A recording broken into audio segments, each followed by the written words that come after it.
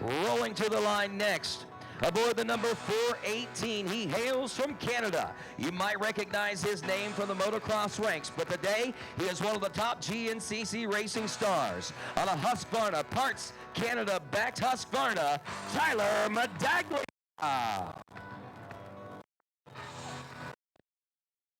Next, he rides aboard the number 264 in his second season. Racing sensation from Ekron, Kentucky. Riding aboard that number 264 Air Group Rockstar Husqvarna, Ryan Snipes. Rolling to the line next today, he hails from the great state of Georgia. And of course, he rides aboard the number 113 on that FMF Russell Bobbitt. Rolling to the line next, he rides aboard the number 12 machine, a former Japanese cross-country champion. He hails from Japan, but lives here in the great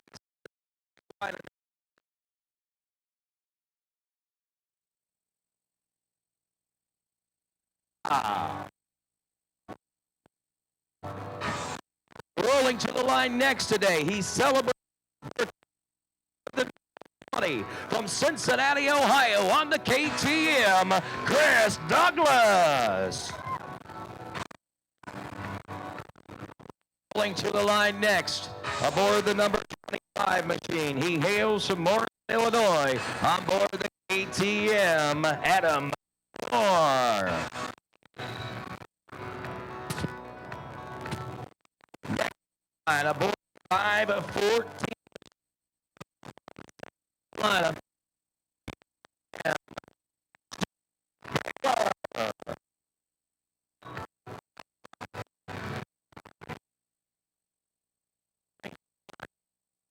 216. One of the favorites. Valley Springs, North Carolina. Welcome back to the GNCC Racing Nation. Once again, Jesse Robinson. The 331 from out Daniel Milner. And ladies and gentlemen, your starting lineup for our XC1 Pro class here at this FMF Steele Creek GNCC. The 16th annual running of this Steele Creek GNCC, as it all began back in 2000. And so many of these riders on the starting line today have witnessed many, many different occasions here at this Steele Creek GNCC. And as we work our way into the 16th running, the hearts once again begin to pound as hard as ever, because everyone knows that Steele Creek offers a lot of competition just from the track alone. The mountainous terrains, the rocks, the tight trees, the valleys, the creeks, the mud, you name it. It's got a little bit of everything here at this Steele Creek venue. Round number 3 of 13. The stage may look like it's already set, but if the tides are going to turn, today could be the day. Does anyone have Caleb Russell's number dialed in as we roll in to North Carolina here today? The final starting sequences are underway as Ricky Towery awaits the final calls for the all systems go, and it appears we are getting closer. As Ricky finds his position in that first turn, he will signal these riders in just a moment and let them know we are only 1 minute from the start of this FMF Steele Creek GNCC. And already the excitement and the intensity could be cut with a knife. It is so thick in the air today. So many folks looking to make their mark and turn their championships around here in 2015, especially in that XC1 Pro class. The second row, the XC2 Pro Lights, we've got a great battle in store with Nick Davis and also former champ of that class, Jason Thomas, and many, many more. We'll be watching for Trevor Bollinger, also in that XC2 Pro Lights class today, see if he can make his mark, and the blue flag is out. We're now less than 30 seconds. Shut them down, guys. Shut them down, shut them down, shut them down. It's almost time to go. And I got to ask you, North Carolina race fans, are you ready to go GNCC Racing? Well, that's pretty doggone good, North Carolina. I got to hand it to you there. But I got to know one more time. Are you ready to go? GNCC Racing!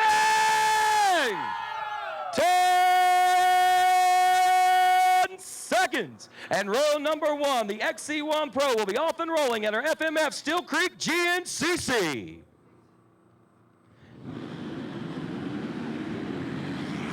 $250 hole shot up for grabs, and look at this. It is going to be the young Jordan Ashburn aboard the number 3, Caleb Russell. Back there in the number 2 spot, they jockey for position. Looks like Josh Strang took over the number 2 spot.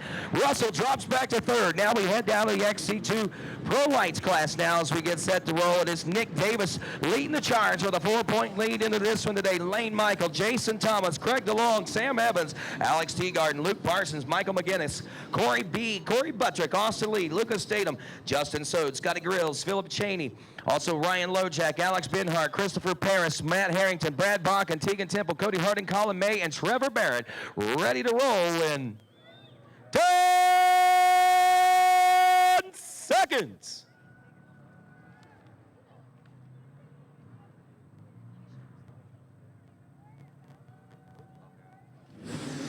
And they're off. The quiet before the storm. Here's the 18 of Craig DeLong. Whoa, maybe not. Whoa, that's going to be, was that the 17 of Jason Thomas taking that hole shot, I believe. At least that's what it looked like from my vantage point there, and he's going to pick himself up an extra $100 there.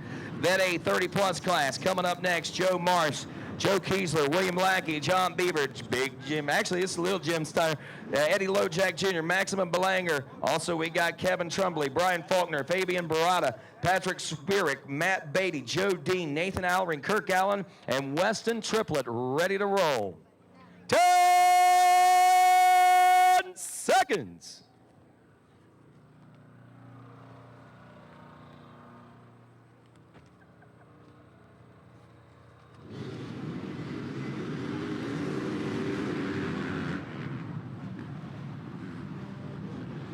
Around that first turn, they go to that a 30-plus class. And next we have the 200A, Michael Pillar, Zachary Ferentz, John Hugel, Christopher Venditti, Clint Masters, Neil Inman, Mac Jones, Logan Kiddick, and Brent Ham.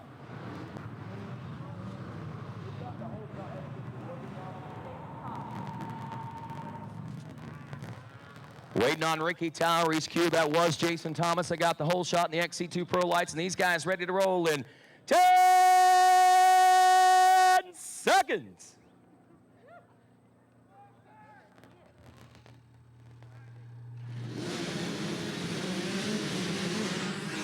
Jamming through the gears on the way down to that first turn right now, rounding that first turn. 449, Mac Jones. Big old Mac from Boomer, North Carolina on a Yamaha Blue Crew PG Graphics MSR back machine.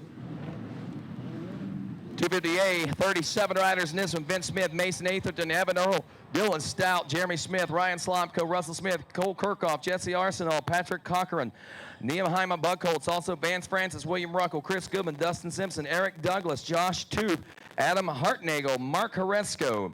Also, Sean Benhart, Dylan McRitchie, Mason Pratt, JoJo Bowden. 10 seconds.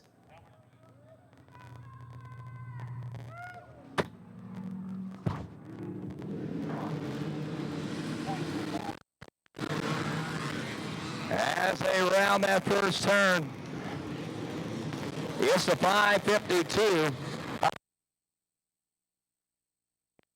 Early lead in this one as we turn our attention to our next one.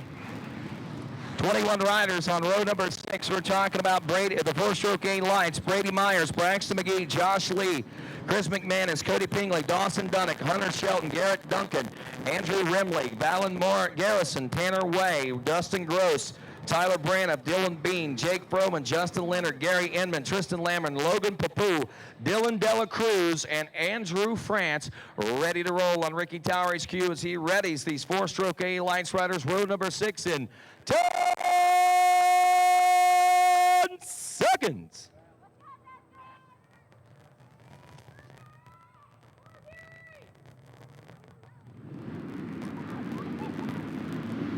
Oh, yeah, 7:38. Logan Papoul out of Hopkinsville, Kentucky, gets a great jump off the line. He's going to lead it right into the woods with about a 5 bike length lead now.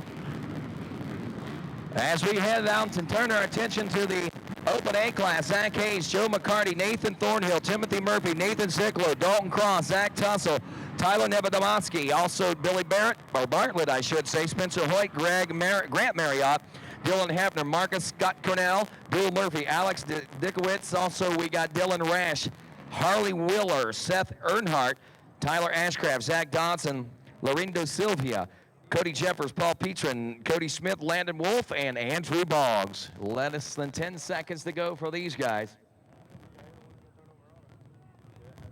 And they're off. Landon Wolf, if you were watching yesterday on RacerTV.com, he pulled the whole shot in the XC1 Pro class for the ATVs. He's out riding the Open A today. It's the number 30, though. It's Zach Hayes out of Sumter, South Carolina, on akin to FMF PG. Bart Hayes, Brown's RV back KTM.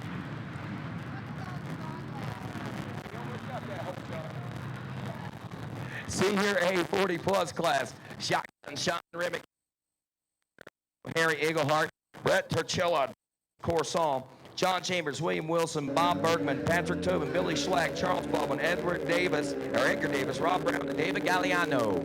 10 seconds.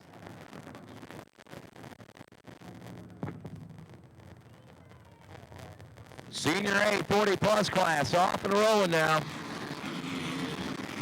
Shotgun, Sean Remington, like a bullet out of the barrel of a gun, but look at this. It's the 418 stealing the show at the last moment. Late sign-up, don't have that number on my sheet. So Junior AB 25-plus, Matthew White, Jordan Overfield, Wes Keller, Aaron Coxon, Brandon Gosnell, also Adam Clark, and Eric Breitmeyer. They are set and ready to roll in 10 seconds.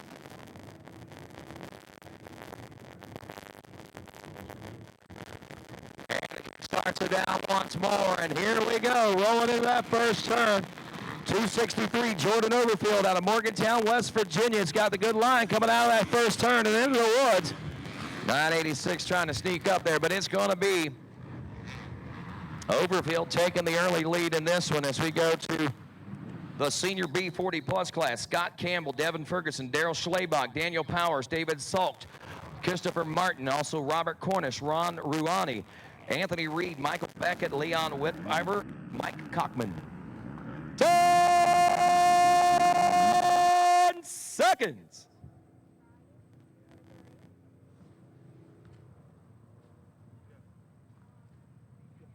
And the green flag flies on our Senior B 40-plus class now.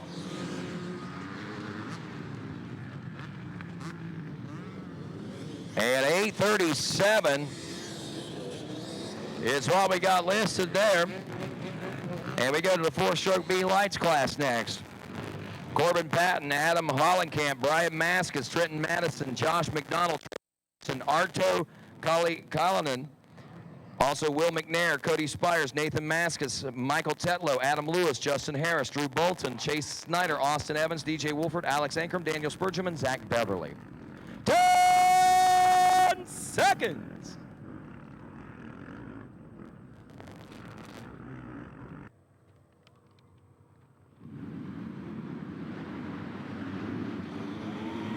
Oh, man, look at that. Zach Beverly nearly stealing that early lead, but it's going to be the 7-1-1 of St. Albans, West Virginia's Austin Evans on an AOMC Fly Racing Dunlop Tires back machine. American Off-Road, Appalachian Off-Road Motorcycles there. Taking it to the front of the pack, 250B class coming up next. Nicholas Johnson, Matthew Donahue, Mike Miller, Cole Madison, Joshua Grooms, William Bryan, Brian Clementowski, Darren Fesco, Max Ceresco, Sean Royal, Ryan Brindle, also Devin Byer, Gregory Coffey, Will Hart, Julian McIntyre, Benjamin Houle, Judd Lott, and more in 10 seconds. seconds. Adam Anderson, Coleman Brinson, Michael Atherton, Justin Murphy, Cope Becker, Travis Furr, Zachary Sanders, also Austin Norris, Brewer, Carnley, Bailey Donnell, Cody Aliff, Justin Robinson, Cody Buck, Connor Keegan, Charles Morrison, Brandon Chapman, Noah Martz, and Walker Brooks. Rounding the first turn is the 332. That's Cole Madison out of Edmond, South Carolina on a Fly WPS PG back machine. And that brings us next to the 200B class as we're starting to see the dusty conditions here in this field of this start line. Alan Notling, Cameron Sisk, Bolton B. Roth, Matt Bruffy, Colton Cupp, TJ Weber, Sean Allison, Connor Campbell, Parker Jones, Caleb Williams, and Noah Stevenson. 10 seconds.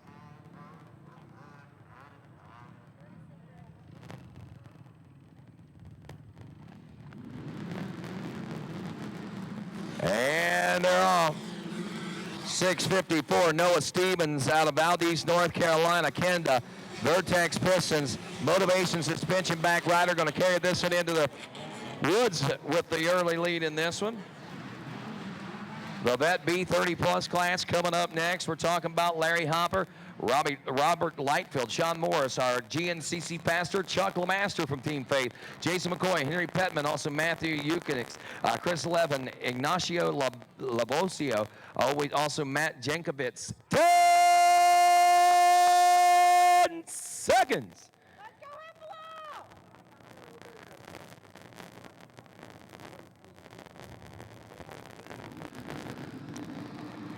Jason Wilson, Ambrose Kolaski, Marshall Fowler, Zachary Ruffing, Josh Bailey, Jeremy Dexter, Scott Gowan, all on this line as well.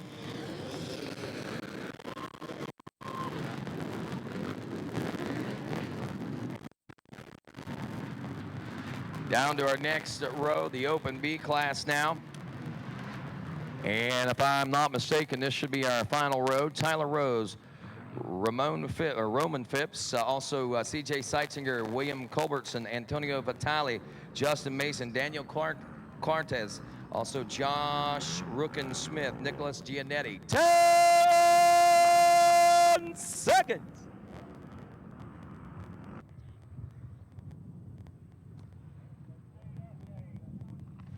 And that wind blowing out here today, as you see. A good reason for it to blow. Other riders, George Snell, Bradley Chapman, Ryan McManus, Chris Bartone, James Harshberger, Michael Hall, Eric Stouters, Justin Dunn, Greg Tapp, Dustin Stanley. And that completes our field of nearly 300 afternoon riders after about 600 in the 10 o'clock race this morning and another nearly 200 this morning in the youth ranks. It was been a great day as far as GNCC racing is. Beautiful, cool temperatures, about 55 degrees under sunshiny skies. And, of course, 3 hours of great GNCC racing lying ahead. Who's going to be able to do it today? Will anyone be able to stop Caleb Russell? We'll find out, like we said, in about 3 hours as GNCC Live continues here on RacerTV.com.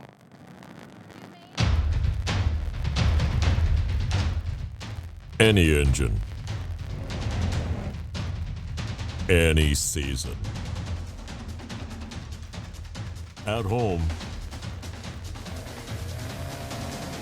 at the track, or on the trail. Amsoil for any engine.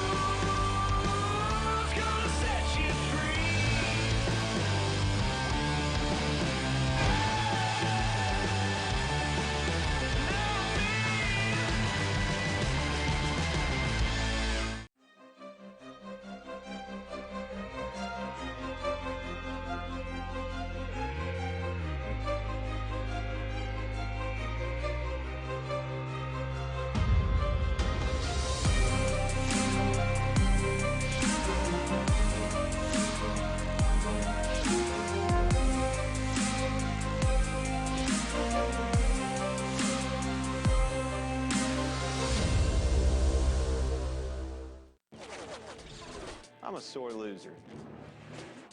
I'm a sore loser. Losing is not an option for me. Be the best. The best, The best.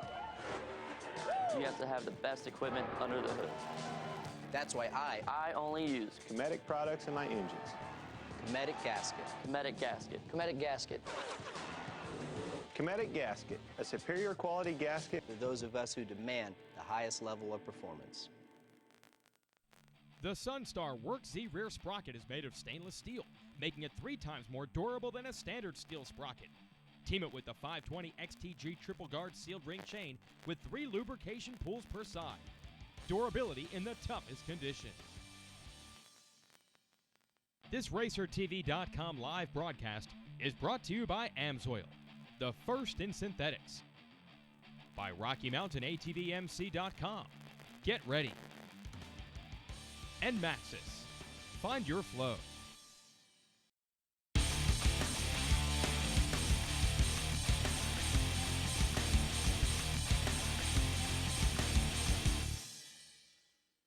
All right, and welcome back to GNCC Live here on RacerTV.com. We're here at the 3rd round of the 2015 Amsoil Grand National Cross Country Series presented by Maxxis AMA National Championship in the beautiful sunny Steele Creek Campground here in Morganton, North Carolina. I'm Jen Kenyon, joined by Johnny Gallagher, and we are ready for some good racing action. Johnny, welcome back to the Race Day Studios. We got a beautiful sunshiny day and weather quite different from what you guys saw yesterday. Yeah, thanks, Jen. It's great to be here. You know, this is definitely a beautiful facility, beautiful part of the country, and you know, the fans are rewarded with some great racing action. I mean, with the way things are going so far today, you know, we started off obviously with some cool temperatures this morning, temperatures down in the teens and low 20s, and then since then it's just continued to get warmer. So the dirt is actually shaped up beautifully here. You know, yesterday we saw some slick conditions, we saw some ruts, we saw some mud, but so far today everything's just been tacking up. There's great traction for the riders out there, and it's going to lead for some great racing action today and record number of fans. It's always great to come here to the Steele Creek Campground, and the GNCC here just shows that North Carolina just loves to go fast. That's right, and you know, this is the 16th year we've been here at the Steele Creek Campground. The fans keep getting better and better. We have some wishy-washy weather as we come in and out of here, but the one thing that remains the same is we have tons of great fans out there in the woods. We've already had one full day of racing. We're approaching here on our 2nd day, and as we're seeing here on our RacerTV.com screens, we're at the 6-mile marker here, about 17 minutes into this one. Johnny, we saw Jordan Ashburn take that XC1 hole shot. That's a good thing for Jordan, a good confidence booster heading into the woods. He definitely had the lead with those guys, and we'll be interested to see just how they come through the finish line here on the first lap. Yeah, you know, Jordan and Paul Whibley, obviously in the past, have been getting some great starts on those Ampro Yamahas, and today was no different.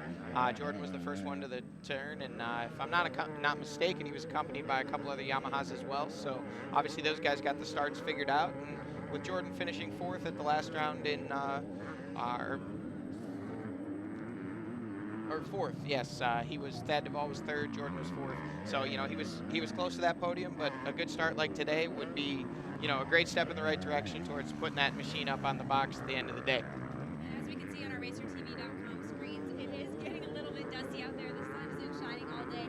We had some rain leading up to this race here this afternoon, but right now the conditions probably couldn't be more perfect for these racers here in the afternoon. We had a huge class, like you said, Johnny, this morning. We had almost 600 riders out there. So, you know, having that many riders on this course probably takes a little bit of a toll, not to mention we had ATVs racing all day yesterday, so they could be seeing some brutal conditions out there. You know, one thing that's definitely for certain is this place gets rough. You know, you talk to anybody who's raced here over the years, and it wasn't always that way. Many years ago, this place used to be somewhat smooth, but we've been, you know, with the topography here, the way it's up and down the hills and all the valleys, there's some of the Steele Creek fans right there. They're hooting and hollering. They're very loyal, very passionate fans here in North Carolina. So, but the way the land lays out here, it's very difficult to cut new trail because of all the off-campers, because of all the hills. So a lot of what these riders are racing today has been used throughout many different times throughout the 16-year history here. So the course gets rough, and you mentioned 600 riders in the morning. You know, that track was just getting chewed up all day yesterday with the youth race in the morning, the amateur ATV race, the pro ATV race, then we had our micro races in the evening, and then obviously 2 races already this morning with the youth and the amateurs. So this track is taking its fair share of beating already here just on lap 1 in the afternoon. And, you know, hopefully these guys got their bikes dialed in and they've got their fitness where it needs to be, because that's what it's going to take to compete here today. And as we wait for our leaders to check in here through the finish line, it's going to be interesting to note that on this first lap, things are just a little bit different as the way that they route these riders. If I'm not mistaken, Johnny, they're going to bypass this finish line area like they did earlier today as they complete their first lap, and then when they come back through around, they'll check in for that first, I guess, first lap, then it's the second lap. Yeah, the finish line is actually before the 1 mile marker here today. So off of the start, the riders, as you said, are just bypassing the finishing chicane. They're running the rest of the course the same. They've already made their way through the pro pits. One time our VP Fuels Pro Row, one time they've already been through there. And then as soon as the last of the amateur classes pass by the finish line, they'll go ahead and change that chicane. And you know, when the leaders make their way around for the completion of lap 1, that's where they'll turn into the finish line chicane. All right, as these guys complete their first lap, we would like to throw it down to Barry Hawk, and we'll see what kind of course they're up against here at Steele Creek.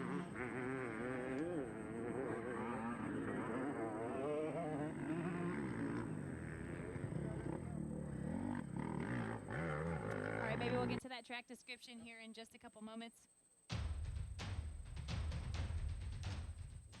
Any engine, any season. At home, Hello everyone, we have a 11-mile track laid out here at Steele Creek. The track, it's a beautiful day out. It's pretty cold out, but guys take off the start here. They're going to run here behind the finish line and head out. The first real obstacle they're going to get to is right before the 2-mile marker. They got the bridge. They got to go under the concrete bridge, and when they go under there, the track looks really bad under there, really muddy, but it's a rock bottom. So as long as they take their time through there, they'll be fine. Can we get Benjamin there, Hall to go the out finish past line the area? 3-mile marker Or to the family 4. or pit crew of Benjamin Hall to the finish line area, 4.5, they're going to drop down a hill and then go along some trackside pitting, and then leading up to the 5-mile marker is a really steep, long uphill. There's plenty of lines up it, and it's going to be pretty interesting there, because there could be quite a bit of passing on that hill. Again, that's at the 5. From there, they're going to head out towards the 6-mile marker. Just before the 7-mile marker, they're going to drop down a really long downhill, and at the bottom, they're going to have to make a sharp right turn and head up another really steep, long uphill. There's only a few lines up that uphill, so if somebody makes a mistake in there, there could be a guy in 5th place could easily go to 1st if somebody makes a mistake on that hill. But the key there is to be looking way ahead going up that uphill. From there, past the get to the top of there, past the 7, drop back down to the 8. Then just after the 9-mile marker, we have another really long, steep uphill. They're going to go up that, and then when they get to the top of that, we got a new section for them. It's going to lead them right back down off of that same ridge, and it's a really long downhill. It's a new part of the track, and it's kind of off camber, so the guys are going to need to be paying attention there. When they get to the bottom of that, it's going to lead them out to the 10 and then back in here to the finish. So other than that, really not a lot of mud out there. It's a beautiful day, like I said, and I think the track should be about, the conditions of the dirt right now is about good as it can get. So hopefully everybody has fun today. Hello everyone, we have a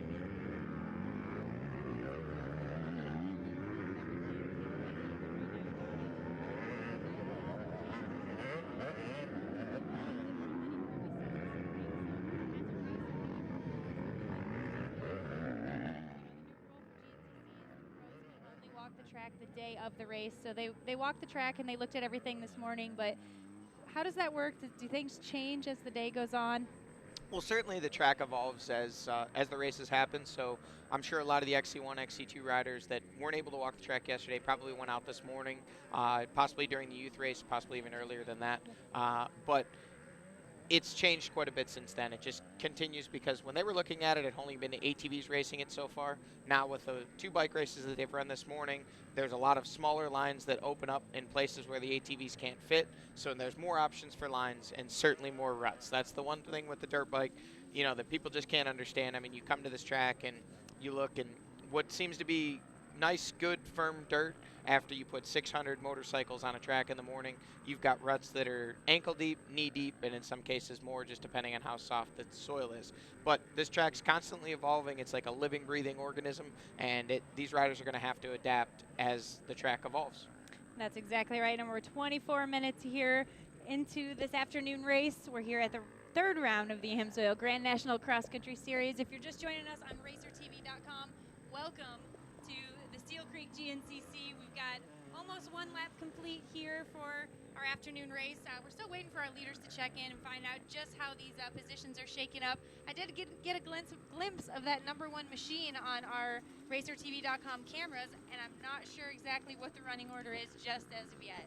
Yeah, I'm not real sure the running order. One thing I did notice, I watched the XC1 and XC2 starts before heading over to the RacerTV studios, and I think we're going to have an exciting battle today in XC2. Jason Thomas and Nick Davis went into the woods 1 and 2, and those are the #1 and 2 guys right now I believe in the points, because they've finished both 1 and 2 at the first 2 races so far. Davis winning Florida, Thomas winning Georgia, and you know, those guys have been putting on a heck of a show for the fans here at the track and all of you at home, and it looks like it's shaping up to be another one here today. Like I said, they went into the woods, and now we see these guys coming out here. That was Grant Baylor coming by our Racer TV cameras, and we've got big brother Stu Baylor back racing today after not racing the first 2 rounds. He sustained an injury while training, missed round 1 and round 2.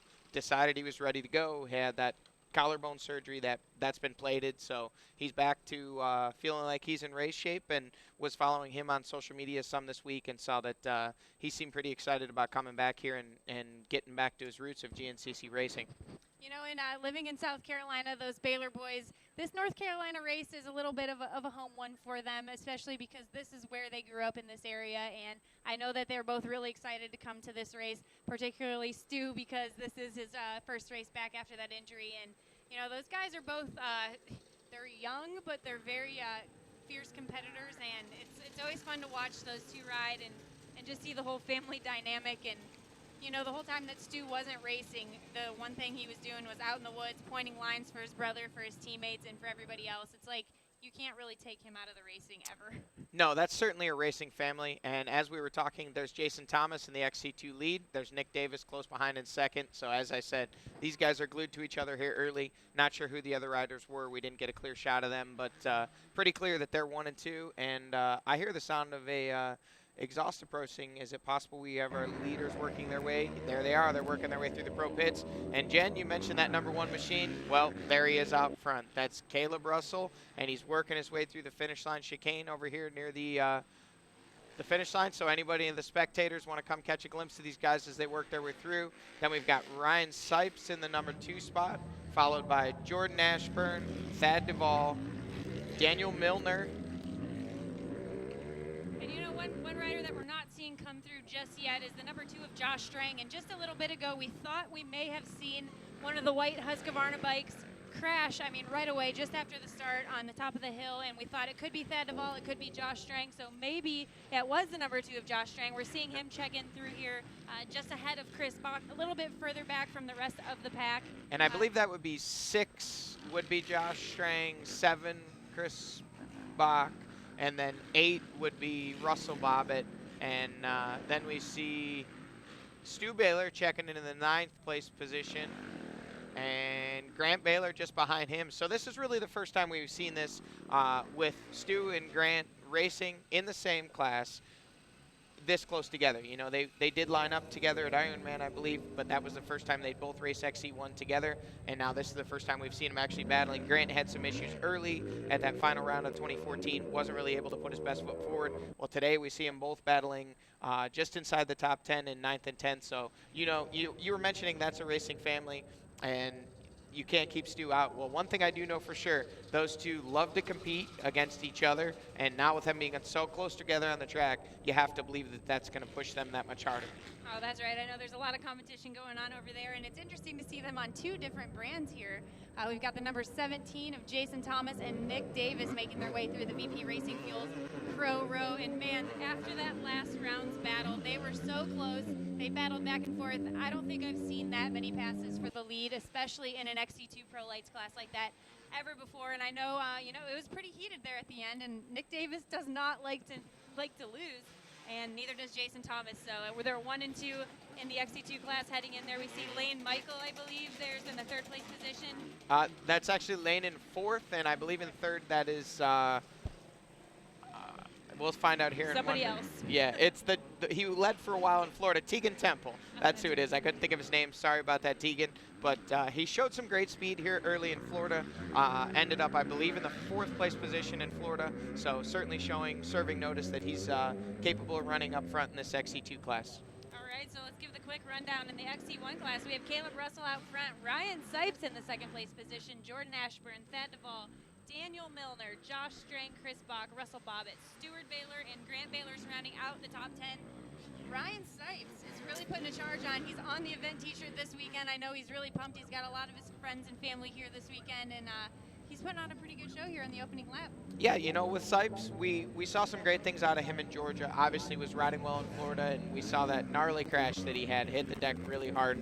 And then in Georgia, he was really the only one that was able to kind of match the pace to Caleb Russell there early. Caleb pulled that little bit of a gap, and the next thing we knew, Ryan had reeled him in and was, able to put in 2 good laps in a row there, I believe, and was, closing in on Caleb, got within striking distance, and then unfortunately from what I'd heard, I know he had gotten stuck, he had gone down, he had a plethora of issues in Georgia, but, to see that he's got the speed early, if he can get with Caleb Russell, kind of try and follow him, learn what Caleb's doing that's allowing Caleb to be able to run that speed at a little bit more controlled environment.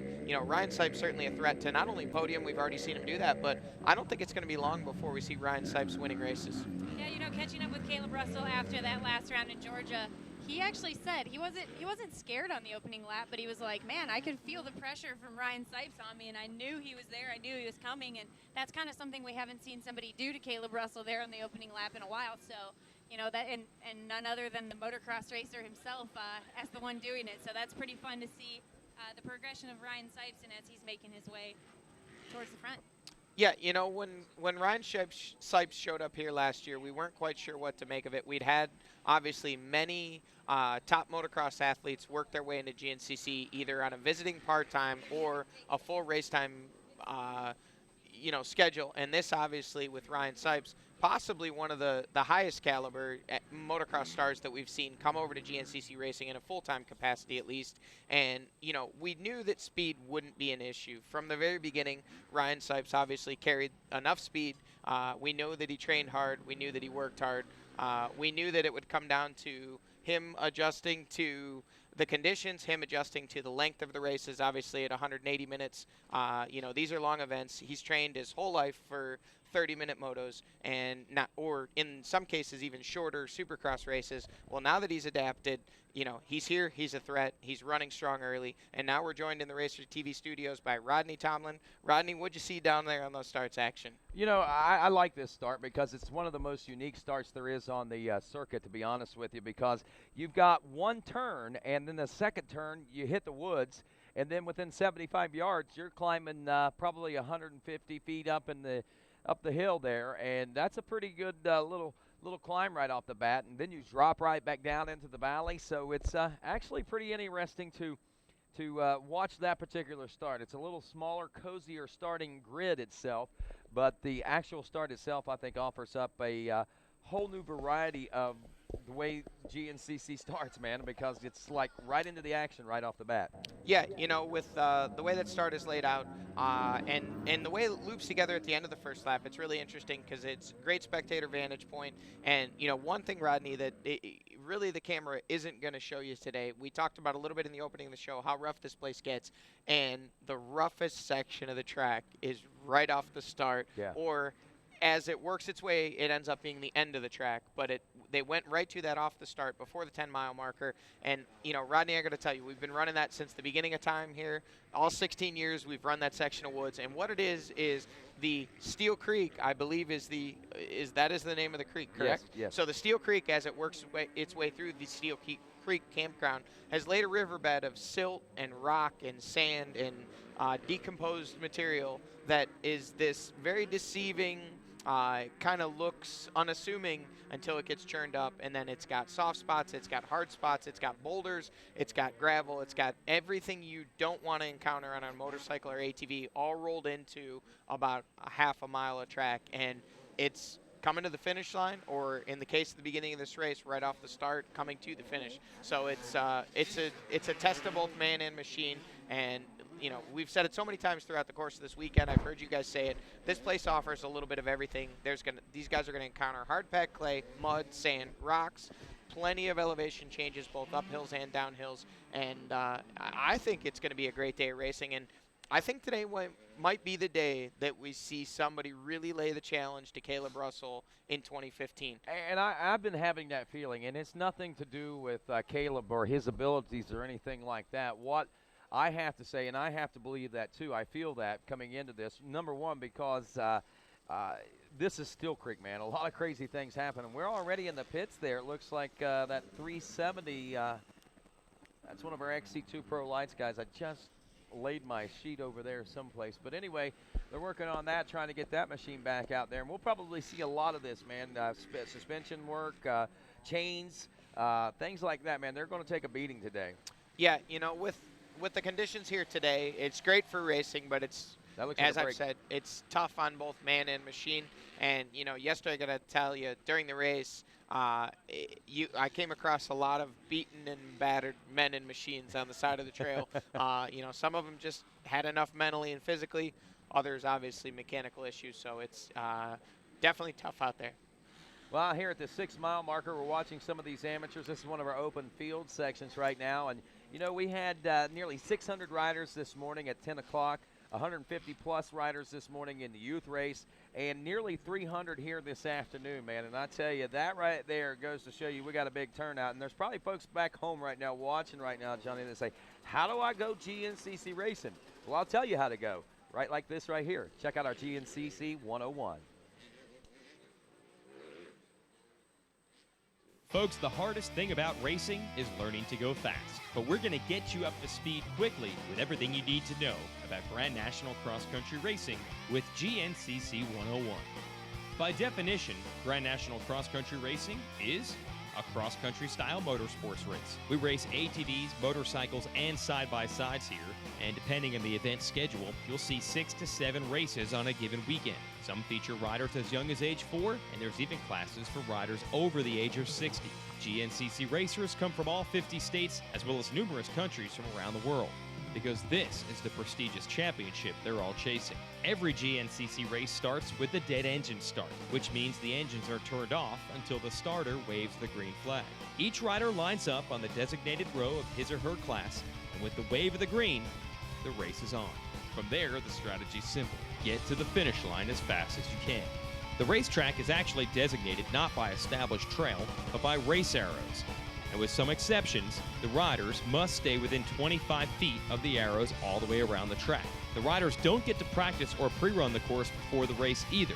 They're essentially learning it while they're racing and following the arrows. However, riders can walk the track at designated times prior to their race day. A GNCC racetrack includes just about everything, including trails, footpaths, roads, hills, motocross tracks, any terrain that you can navigate with a dirt bike, an ATV, or a side-by-side. You can expect to see a little bit of everything on a given race weekend. The tracks are typically between 9 and 12 miles long for the afternoon race and a little bit shorter for the youth, amateur, and side-by-side races. If you're watching the racing and you're trying to pick out the fastest riders, the XC1 or Pro level racers are going to be running red number plate backgrounds with white numbers on them, and the XC2 Pro Lights riders will be running green number plates with white numbers. The points leader in each class will have their number plate colors reversed. Flags are key here too. The green flag, of course, signals the start of the race. A yellow flag signals caution. The 2-lap board means there's 2 laps remaining, and the white flag signals 1 lap to go. The checkered flag signals the race is over, but you already knew that.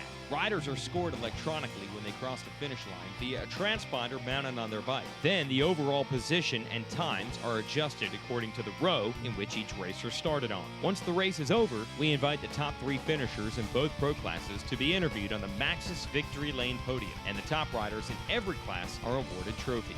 So now you're close to being a certified expert on GNCC racing. But if you want to learn more, check out the series website at gnccracing.com. Or do it the new way and just follow the series on the following social media sites. They'll tell you everything you need to know. After that, we'll see you at the races, and we'll talk to you about it in person. Well, there you go. That's how you do it, Johnny. You go Folks, GNCC the hardest racing thing about that simply, man, and that's what's great about this great sport. It's an everyman sport. We talk about this each and every week, but for good reason, man, because you sitting at home watching RacerTV, or you out here listening on your radios, tuned in on the race trail someplace thinking, man, I'd like to give that a try. Well, you can, man. It's that simple. It's that easy. There's a class for for everyone out there. The Trail Rider class is a great class to start out in if you don't want to start in true competition. It's the last row that starts in the morning, and you get a chance to check out the track without all that intensity that comes along with it.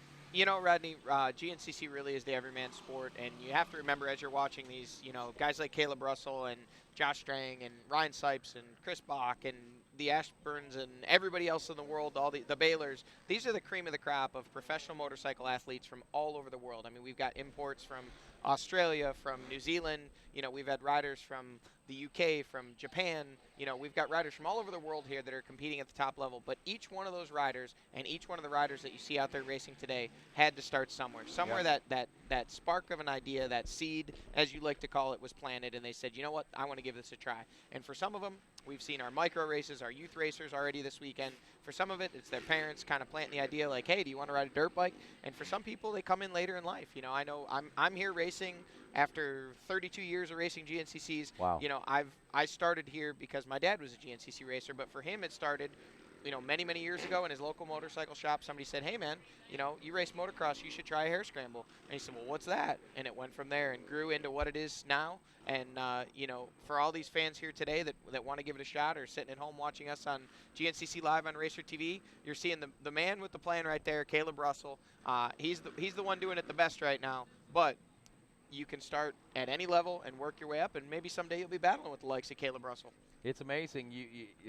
Stranger things have happened, as they say. There is the number 3 of Jordy Ashburn. There's the 264 of Ryan Sipes. Sipes, man, what a great ride for this rider. He's been coming on a lot. We've seen a lot of these good things out of him. I think through the first 2 rounds we saw some great glimpses of greatness out of Ryan Sipes, and it's only a matter of time, Johnny, before he starts landing on the podium consistently, I think. Yeah, absolutely. And we saw his pit crew there give him that pit board that said P2 minus 22. So they're letting him know, hey, Caleb Russell's out front. You might want to get on the gas if you don't want to let him get away. So we see, let's see, it looks like we've got, there's Stu Baylor working his way down that super fast straightaway. We'll call that the Talladega Straight here at Steele Creek. And, wow. That's a 450cc KTM that's just wound out high gear. Not sure if we've seen Grant come by, but last we saw Stu, Grant was pretty much glued to his rear wheel. So those two are pushing each other. The brothers Baylor, like we've talked about, that inner family rivalry between them. And, Stu's, you could tell today he was pretty excited to be back GNCC racing after that injury he's been dealing with. Yeah, man, he's been nursing injuries for the last 3 seasons, I think, at least the last 2 full seasons for sure. And talking with him heading into this one after breaking that collarbone, I was talking with him this morning. He's got a steel plate, the biggest steel plate they make, in his collarbone right now. Basically, he is titanium, has a titanium collarbone because he broke his collarbone in so many places and moved it like almost 2 inches from where its original location was, and that was just 7 weeks ago, man. He's just 7 weeks out from surgery, and he says, he goes, I'm not going to be there in that 3rd hour for sure, but he says, I'm going to be out there, and I'm going to try to ride and get with these guys and see what I can see and see where I'm at. He says, I think my speed's still there. It's just my endurance I've really got to work on, and he said he's been working in the gym as much as possible, but he knows as well as anyone, and even said it, bike fitness is where he's lacking right now. Yeah, and, we saw Stu during the off-season. It seemed that he had really been working hard. You know, you could tell by his social media and the pictures that he was posting, they'd been spending a good amount of time in the gym, and also that they had been really trimming him down, getting him ready to go. So it was very upsetting when we had heard that just days prior to GNCC round 1, Stu Baylor had broken that collarbone. And, you know, but we're excited to have him back here at round 3, and I expect to see him right in the mix right away. And Stu Baylor's teammate, Trevor Bollinger, who's a local boy, is now into second place in the XC2 class, just behind Jason Thomas. So he has made the pass on Nick Davis and is all over Jason Thomas. We've been waiting to see this kind of fire out of Bollinger. He actually did end up on the podium at the last round, but was a good ways back of that battle for first and second. And now we see him here, at least early in this event, interjecting himself right in the middle of that battle. And Jen Kenyon joins us back here in the studio, and we see a few more of the riders. That looks like Craig DeLong and Scott Grills, 2 more XC2 riders who are right in the thick of possibly in the top 5 or very close to it here early in this race. You know, speaking of interjecting, that's what I'm going to do. We had Rodney Tomlin's going to do some tech issues and figure out some of our sound issues while I jump in for a couple minutes. And you were talking about Trevor Bollinger, Johnny, and I remember this race, I believe it was last year, when he got up on the podium and he was nearly in tears because he was so happy. And he's like, this is what I've worked for my whole life. I just, you know, this is what I want to do. And now he is that guy that makes those ready. Actually, that was 2 years ago. He is not one of those regular podium contenders, and he's heading for the lead right now. So it's kind of cool to see that progression. And for someone like Trevor Bollinger, his hard work's paying off, and right here in front of his hometown crowd. You know, and correct me if I'm wrong, and we may not remember for sure, but this kind of sticks in my mind, and I think this may be the case. Trevor Bollinger was a local cross-country racer who raced hare scrambles, knew about the Steele Creek GNCC, but had never actually tried a GNCC, came here at the highest level, nearly the highest level of XC2, came out, gave it a shot, and just said, man, I'm hooked. You know, he knew Jesse Robinson and some of the other guys that had been top XC1, XC2 guys from this area, but from then on, it was in his first year as a GNCC racer, he committed and said, hey, we're going to do the whole series. So, you know, we were just talking about in that GNCC 101 how just about anybody can get started in GNCC racing, and there's a very fast-track story of someone who, you know, started at the grassroots level and made it to the top very quickly, and now we see him, you know, a consistent podium contender in that XC2 class, and I'm certain that if things stay on track for him, which I'm sure they will, he's riding on that team with Stuart Baylor. You know, I'm sure that they'll have him in the XC1 class here very soon, battling for a potential overall win. So exciting for a local boy. All the Morganton fans out there that are watching, or fans from the area, if you see that number 118 KTM, that's a local boy. Make sure you cheer him on just a little bit harder. That's right. He's your boy. And another local boy we're seeing back here in GNCC racing is Jesse Robinson. He's currently running in the 31 overall position. He's from right here in Connolly Springs, North Carolina. This is, when I think of North Carolina GNCC racing, I think of Jesse and his dad Jimmy and the whole Robinson family. They're a good ambassador for the sport for sure. You know, I was actually out checking out some of the course with one of the WXC riders after the ATV race yesterday, kind of checking out some lines, looking at some things, and as I was walking through the pits, I just heard this familiar voice, and it was Jesse Robinson, and he was sure excited to be here this weekend, and he flat out said, he said, hey, look, I know I'm not ready to go 3 hours, but I'm excited to be here. He said, I'm going to try and pull a whole shot. So that was his goal, and now he's out there, like you said, running in the 31st position overall. Not sure exactly what place he is in XC1 Pro, but I'm sure he's probably up in the top 15 there, and exciting to see him back here. And, you know, he's done some different things with his life. You know, he's moved on, got married, had some kids, and so, but his heart still, I'm sure, is with the GNCC racing family. When we're far away and when we come close to home, he's going to give it a shot and get out there and get back to his roots. That's for sure, and it's always great to see the Robinson family out here, of course, at the Steele Creek GNCC and some of the other races that they attend as well. So currently in the lead still, we have Caleb Russell, the number 1. I wanted to say the number 557, but it's been a couple years since he's had that number on his plate. Yeah, he keeps winning championships, and he keeps getting to wear that big number 1, and it seems to be a target. Many people say, you know, I've heard so many champions in the past from, you know, Jason Thomas said that a few years ago, and Chris Borch has said that for many years, even going back, you know, Barry Hawk used to say it's just that big target, but Caleb Russell wears it well and seems to almost welcome that target, you know, without any arrogance at all. It's just a pure confidence with Caleb. He just says, hey, look, you know, I like that number 1. I want to keep it. I'm going to keep winning races, and if you guys want to take this number away from me, you better pack a lunch. That's right, and looking down for the top amateur running, we currently have a good battle going on between Mark Horesco Jr. in the 250A class. Anthony Stone, a West Virginia boy, is right there on his tail for that second place position. Casey Leatherman, third place in the 250A class. Those guys have some great battles going. That top amateur position, you might not realize it because we talk so much about the XC1 and the XC2 battles, but that is a whole battle within itself. The 250A, the 4-stroke A lights, a lot of those classes are, all those guys are battling for that overall position. Yeah, and it's a very prestigious thing to be able to take that top amateur. And there we see Caleb Russell, who I'm sure many a times back in the day from that 200A class was probably the top amateur rider. You know, but getting to work the podium with those guys over the last year or so, the top amateur guys are certainly gracious and appreciative of that award, and it shows our top non-XC1 or XC2 rider for the day in the overall after time correction. So it's always exciting to see those guys are, you know, with your top A-class riders, it might be a battle within the 250A class as it was so many times last year, or so far this year we've had an Open A rider win it once and a 250A rider win it another time. So sometimes we see the 4-stroke A lights guys get up in there, and you know, they're not only racing for their class wins, but they're racing for that coveted top amateur award. And there we see Thad Duvall working his way past our RacerTV cameras at the 9-mile marker, followed by Jordan Ashburn, Josh Strang, Dan Milner, Chris Bach, and Ryan Sipes has actually dropped back quite a bit. So it looks like it might have been, that would be like 2 through 6, I believe, right there. And you know, Johnny, as we're seeing here on our RacerTV.com screen at the 9-mile marker, that's one of the tighter sections. And with all these racers out there, some of those tight lines that can make for some hard passing. And right now, we've got a lot of guys who are somewhat in a freight train, just plain follow the leader in some sorts out there. Yeah, you know, we saw this yesterday too in the XC1 race on the ATV side of things.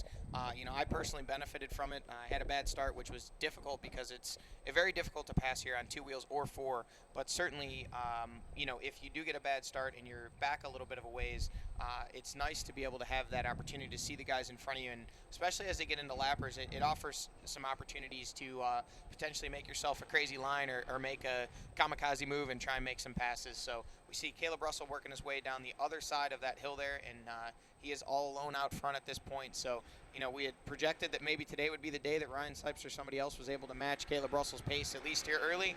And it was the case for a bit, but now Caleb Russell is back to doing what Caleb Russell does, and that's pulling away early. So far we're still waiting on the number 2 spot here at about the 9.5-mile marker, and I believe we've got him coming down, and it is in fact Thad Duvall. So Thad Duvall has worked his way up into second. Caleb Russell still leads, and we'll wait on 3 through 6, I believe, should be working their way through the shot here in just a moment. You know, Thad always does something to separate himself from the other guys out there as far as appearance and, of course, riding goes. But he's got those yellow hand guards, which is nice. Thank you, Thad Duvall, for running those yellow hand guards, because it's a lot easier to spot you and pick you out there. Yeah, you know, Thad's riding style, we've said so many times, you know, the bad Chad and now bad Thad. You know, it's he's got that little bit of a wild riding style, very fluid, but just a little bit loose sometimes, and he makes it work for him, wins races, and is always a contender. But like you said, now not only do we have the riding style to look for, we've got those very fluorescent handguards that stand out. Yeah, and you know, with the big push from Husqvarna this season, a lot of fast top guys are on those white bikes, and man, it sure is hard to tell the difference. Once those bikes get dirty, it's a little bit tough for us, so we're going to do what we can to identify those guys out there. And once again, you know, as we see these lines, it seems to me like this is a very narrow track out there in the woods, and like you said, passing is going to be key there today. Yeah, you know, and speaking with some of the riders from this morning and then experiencing it firsthand yesterday, there really is a lot of racecraft that goes into a race like this. You know, obviously Caleb Russell is, so far what he's doing is he's just getting out front and saying, hey, I'm just going to go faster than everybody else. But these guys that are back here battling in this pack, you know, you can conserve a lot of energy when you're following, but you have to be careful not to get lulled into the pace of the rider in front of you if you feel like you can go faster. And it's very important that when you're working your way through lappers, as we see Caleb Russell working his way through the VP Fuels Pro Row, there's open sections that are easier to pass the lappers, and then there's tighter sections that are almost impossible to pass anyone. So if you're right on a guy and he's able to put a few lappers in between you, you can lose a lot of ground. So you have to be very, very aware of your track position in relationship to the guys that you're racing with. All right, as we see our leaders checking in, Caleb Russell is going to come in for lap 2 here. at the FMF Steel Creek GNCC. We're going to wait and see as the rest of our front runners make their way through VP Racing Fuels Pro Road. And there goes Thad Duvall right now in that second place position. And Johnny, as we get more into this race, let's talk about pit strategy. It looks like we're going to see Thad right now. He's choosing to pit on this lap, and that's always the question that I think a lot of us want to ask is how does the pit strategy work, and you know, what things do we look for here for these teams and strategy? Well, you know, the biggest thing I can tell you is that these guys have done a lot of testing and a lot of research to know exactly what kind of mileage and what kind of time they can get out of these machines. And each of the different manufacturers and obviously each of the different machine displacements can get different fuel mileage. So, for instance, Caleb Russell, we know, you know, if you follow him on any of the social media stuff, as Jordan Ashburn now checks in the number 2 ride, then we have Chris Bach in 3rd, Thad Duvall in 4th, and Daniel Milner running up front in the 5th place position. So that's the best ride we've seen out of Daniel Milner since his first entry into GNCC just last fall. But as we were saying, these crews and these riders know the fuel mileage of these machines. They've calculated it out. If you've ever heard any of the factory teams discussing it, they'll actually know down to the liter of how much fuel they'll consume either per hour or per mile. And so they've got it calculated. They know how long the tracks are. They know how long they've been on the bike. And then they'll make that decision whether they're going to go with a 1 or a 2-stop strategy. And in some cases, a few of the riders on the 250cc 2-strokes actually go with a 3-stop strategy where they'll stop extra times, that 3rd time just for that little bit of extra splash of fuel. The other thing to take into consideration, which we shouldn't see here today, is if the riders are going to be stopping quite often for goggles or gloves in muddy races, they'll go ahead and take that extra splash of fuel just as kind of a bit of insurance to make sure they can make it to the finish line. All right, so we saw Thad Duvall. Obviously, he lost a couple positions there. He did stop and do his first pit stop. That could factor into a favor for him here later on when the rest of those guys all stop, and maybe he's thinking, all right, I'll do it, get it out of the way, and then we'll make our way through. All right, so as we see our top leaders check in, we've got Caleb Russell, Jordan Ashburn, Chris Bach, Thad Duvall, Daniel Milner, Josh Strang, Ryan Sipes, Stuart Baylor, Russell Bobbitt, and Grant Baylor is rounding out your top 10 here after 2 laps of racing at the FMF Steel Creek GNCC, and we'll be back with more in just a few moments.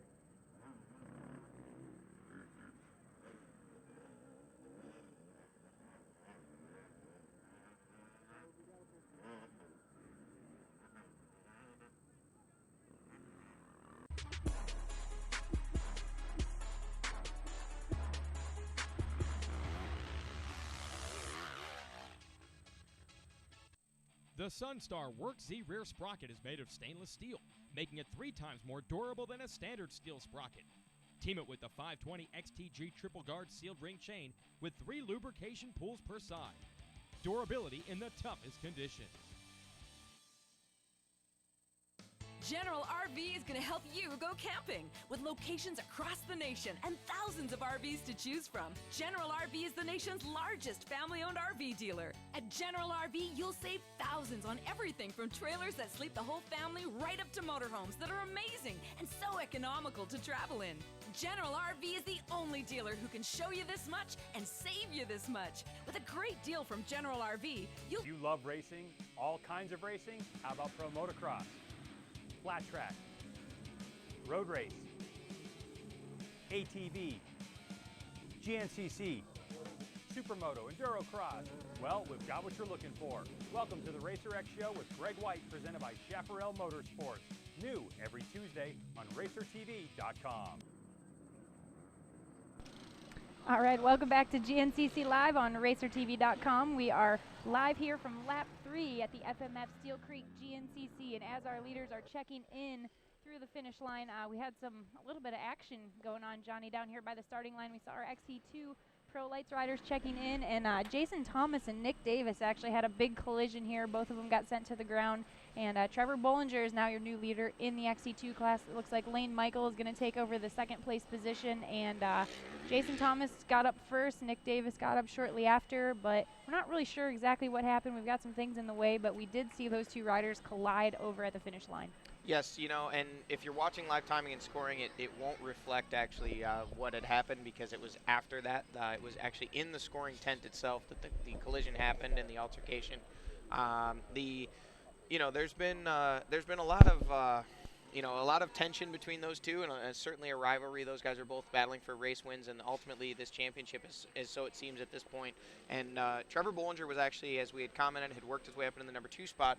Then when we saw him working their way towards the finish line, Bollinger had taken over the lead, and Jason Thomas was in second. Nick Davis was in third. They were wheel to wheel. It looked like Nick Davis may have made a pass on Jason Thomas, and then as they were coming through the finish, there was a violent collision. They were both sent to the ground. They actually tore down quite a bit of the finish line structure there, and it was wild. So luckily nobody was injured. They were able to get up and continue in the race, but in the process of that, Lane Michael, as you mentioned, took over the number 2 spot. Jason Thomas got up before Nick Davis did.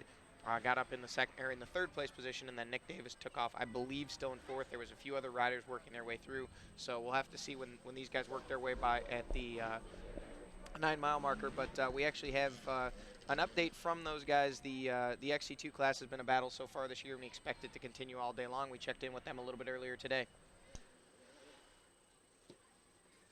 The quest for the 2015 XC2 Pro Lights Championship is as long and hard as any campaign could be. Even though it's early in the season and after only 2 rounds, it appears to take on a whole new dynamic that this championship has never seen. On one side of the coin is a crafty veteran of the class and former champion who brings his in-your-face, I'm going to be me attitude in the likes of Jason Thomas. The other side of the coin sees a rising off-road star who is quickly building success through his hard work and determination of living his dreams and making fans across the lands. Don't be fooled by his quiet demeanor, because Nick Davis has one thing in mind: winning. Yeah, you know, I trained hard before coming into round 1, and then I got sick, but still was able to come away with a podium, so that was good. And then round 2, I was healthy again, ready to go, and it showed that I'd done the work in the off season and came away with a win. And since then, just been working hard. You know, I've managed to move to North Carolina, and I'm around a bunch of faster guys. Training and riding with Josh Strang is definitely, I think it's going to be a huge factor this year for me. So yeah, I've just been doing that with him and a bunch of other guys, getting it done during the week, and come to the races, and I feel prepared and relaxed and confident. So looking to go out and get another win today. Yeah, it's going to be a tough year, that's for sure. Me and Jason, we had a pretty good race last weekend, or 2 weeks ago in Georgia, and it'll definitely be a battle with the both of us and everybody else that's in the class too. I know Ricky Russell, once he gets back, he'll be strong, and Trevor Bollinger, obviously, Craig DeLong, everybody. So it should be pretty good, though. You know, we'll just take it race to race. I don't want to think of a championship yet, so we'll just see what happens. Well, there you go, man. That is certainly a key championship for a couple of guys there. Jason Thomas, a veteran, if you will, of that sport. He has vied for the championship several times, was able to actually capture it one time. Had that run there in the XC1 Pro class where things didn't work out, so he readjusted and came back down. And I'll tell you right now, they got a heck of a championship battle and a heck of a battle going on here today, because at the end of lap 2 there just a moment ago, Johnny, they actually kind of collided there at the finish line.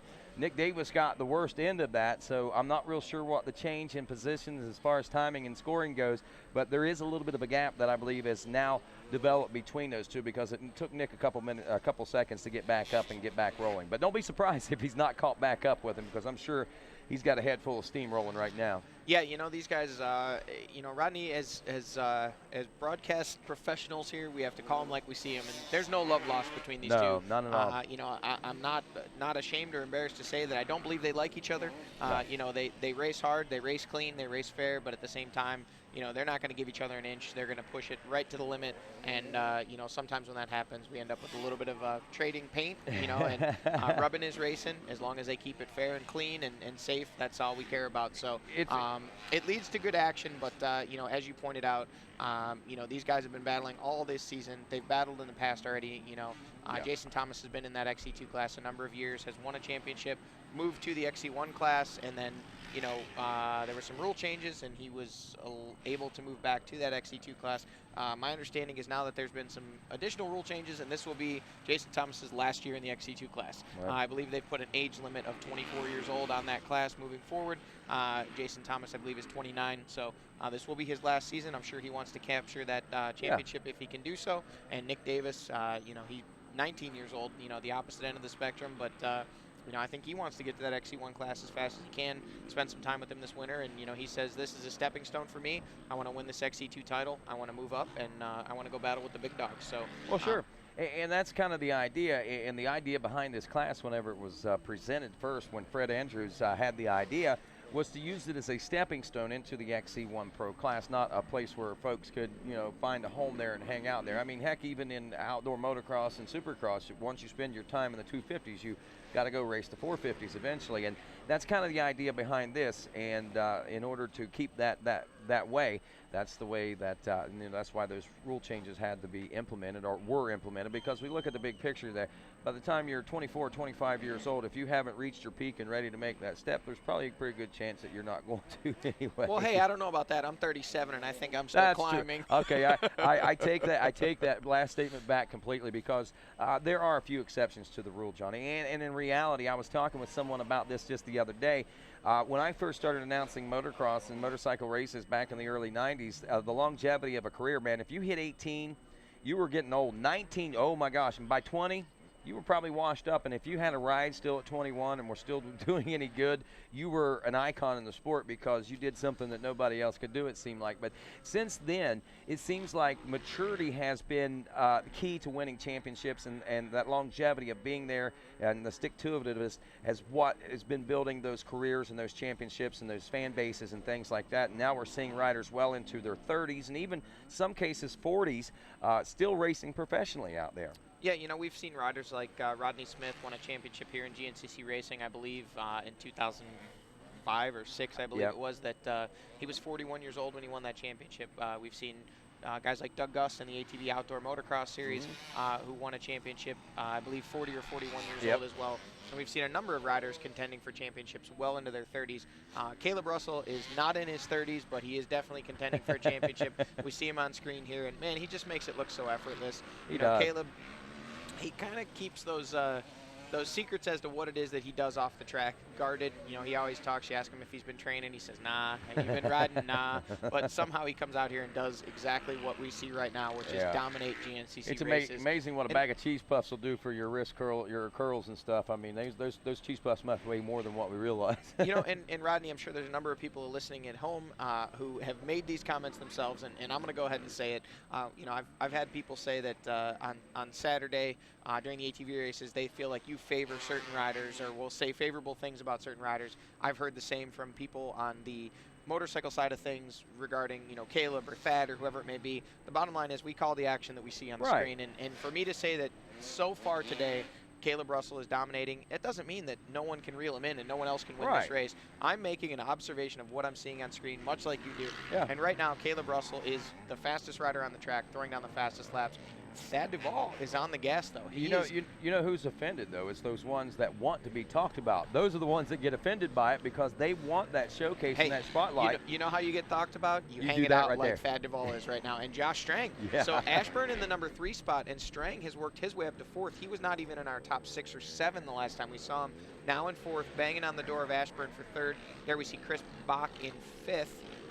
And Daniel Milner in 6th. So there's your top 6 as they work their way past our GNCC live camera here on RacerTV.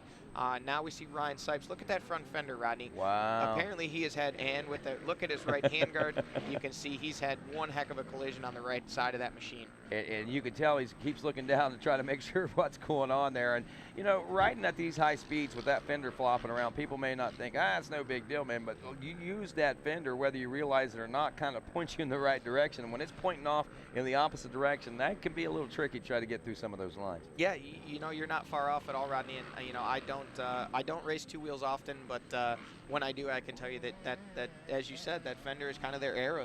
That's the direction they think their bike is going. So I'm sure, but you know, with the racing brain that Ryan Sipes has, you know, he's going to adapt to that. He's going to be back on the gas. There we see Russell Bobbitt working his way by, so that I believe would be 8th place. 7th was Ryan Sipes, and then next we should be waiting on 9 and 10, which would be Grant Baylor in 9th and Stu Baylor in 9th, Grant Baylor in 10th.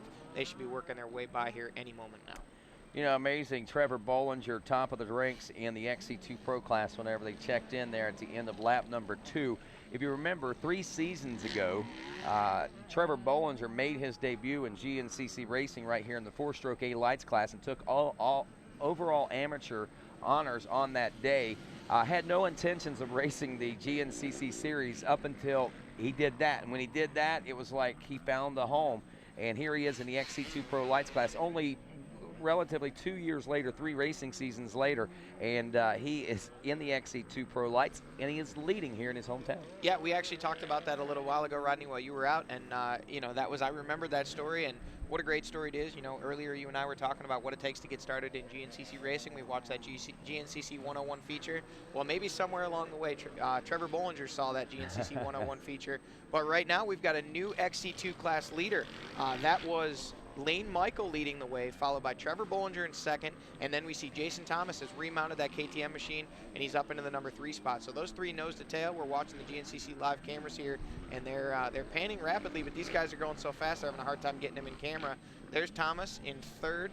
Just ahead of him, we have Trevor Bollinger in 2nd, and then leading the way right now is Lane Michael. So, you know, he's another one of those young stars that is, and now we see Bollinger is taken back over the lead.